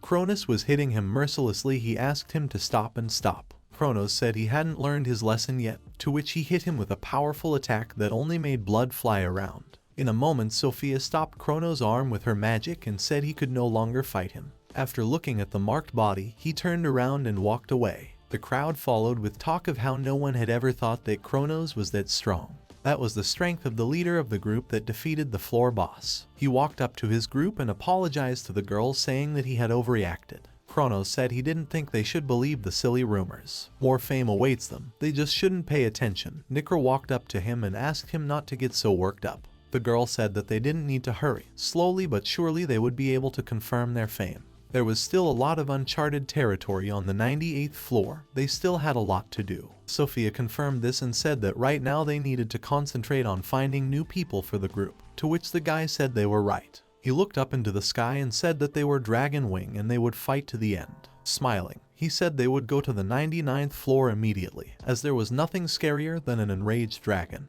In the alleyway, someone overheard them talking about it and took note of it. Abel turned to Vim, saying that he would like to resume their training soon, if that was okay with him. Bettina asked about the maze knowledge, to which she also explained that she would like him to join them, asking if he could join them next week. Lark was always in his repertoire. He asked if he was doing a drink in honor of his recovery, thus celebrating it. Many people invited Vim to go shopping with them to buy some new clothes and asked him to join them. Vim was embarrassed by the number of offers, but he was torn to join them. Hidamari sat in her room and watched Wim again. She was beginning to realize that he was moving rather strangely. Wilborn was currently all animated because of the rumors of defeating the boss of the 98th floor of the maze. Exploring and defeating the new floor boss absolutely without loss can't be done by everyone. The rumors about Vim became widely known even before the publication of the guild's official report. At this point, many people had their eyes set on him. While she was doing the work from the Sage Association, Vim was strolling around the city to a cafe or a pub. It was quite suspicious. She had come to furious that it was too suspicious to be suspicious. Someone in a cape was running from street to nook. Month unknown, day unknown, time 14:28. Wim had just come out at this time. This time he wasn't wearing his usual clothes. Whichever way you looked at it, it was definitely suspicious. She began to assume that he was headed towards some woman. The girl began to say that it was impossible. After all, he shouldn't have any friends besides her. Though lately many of the group had gotten close to him, especially Abel, she decided that neither were going to take Wim away from her. The streets of Wilborn were quite busy, Wim in his cape skipping around so he wouldn't be noticed. The girl watched him and realized that it didn't look like he was going to the woman, assuming he had been called to another group. But in that case he would have gone in his normal clothes. She couldn't get it out of her head that he was sneaking through the crowd to the woman. She tried not to let him out of her sight. Carefully walking behind him, she assumed someone might be following him, since he was sneaking through all the people so nervously. In a moment the girl noticed someone, to which she instantly cast a shackle spell. The man was stopped by the ground, which grew on his feet. With shouts of being a stalker, the girl pounced on him. Hidamari landed on top of him, pinning him to the ground. She started asking what group he was from and what he wanted from Vim, and asked if he knew the punishment for stalking a human. He heard a familiar voice and began to say that she knew him.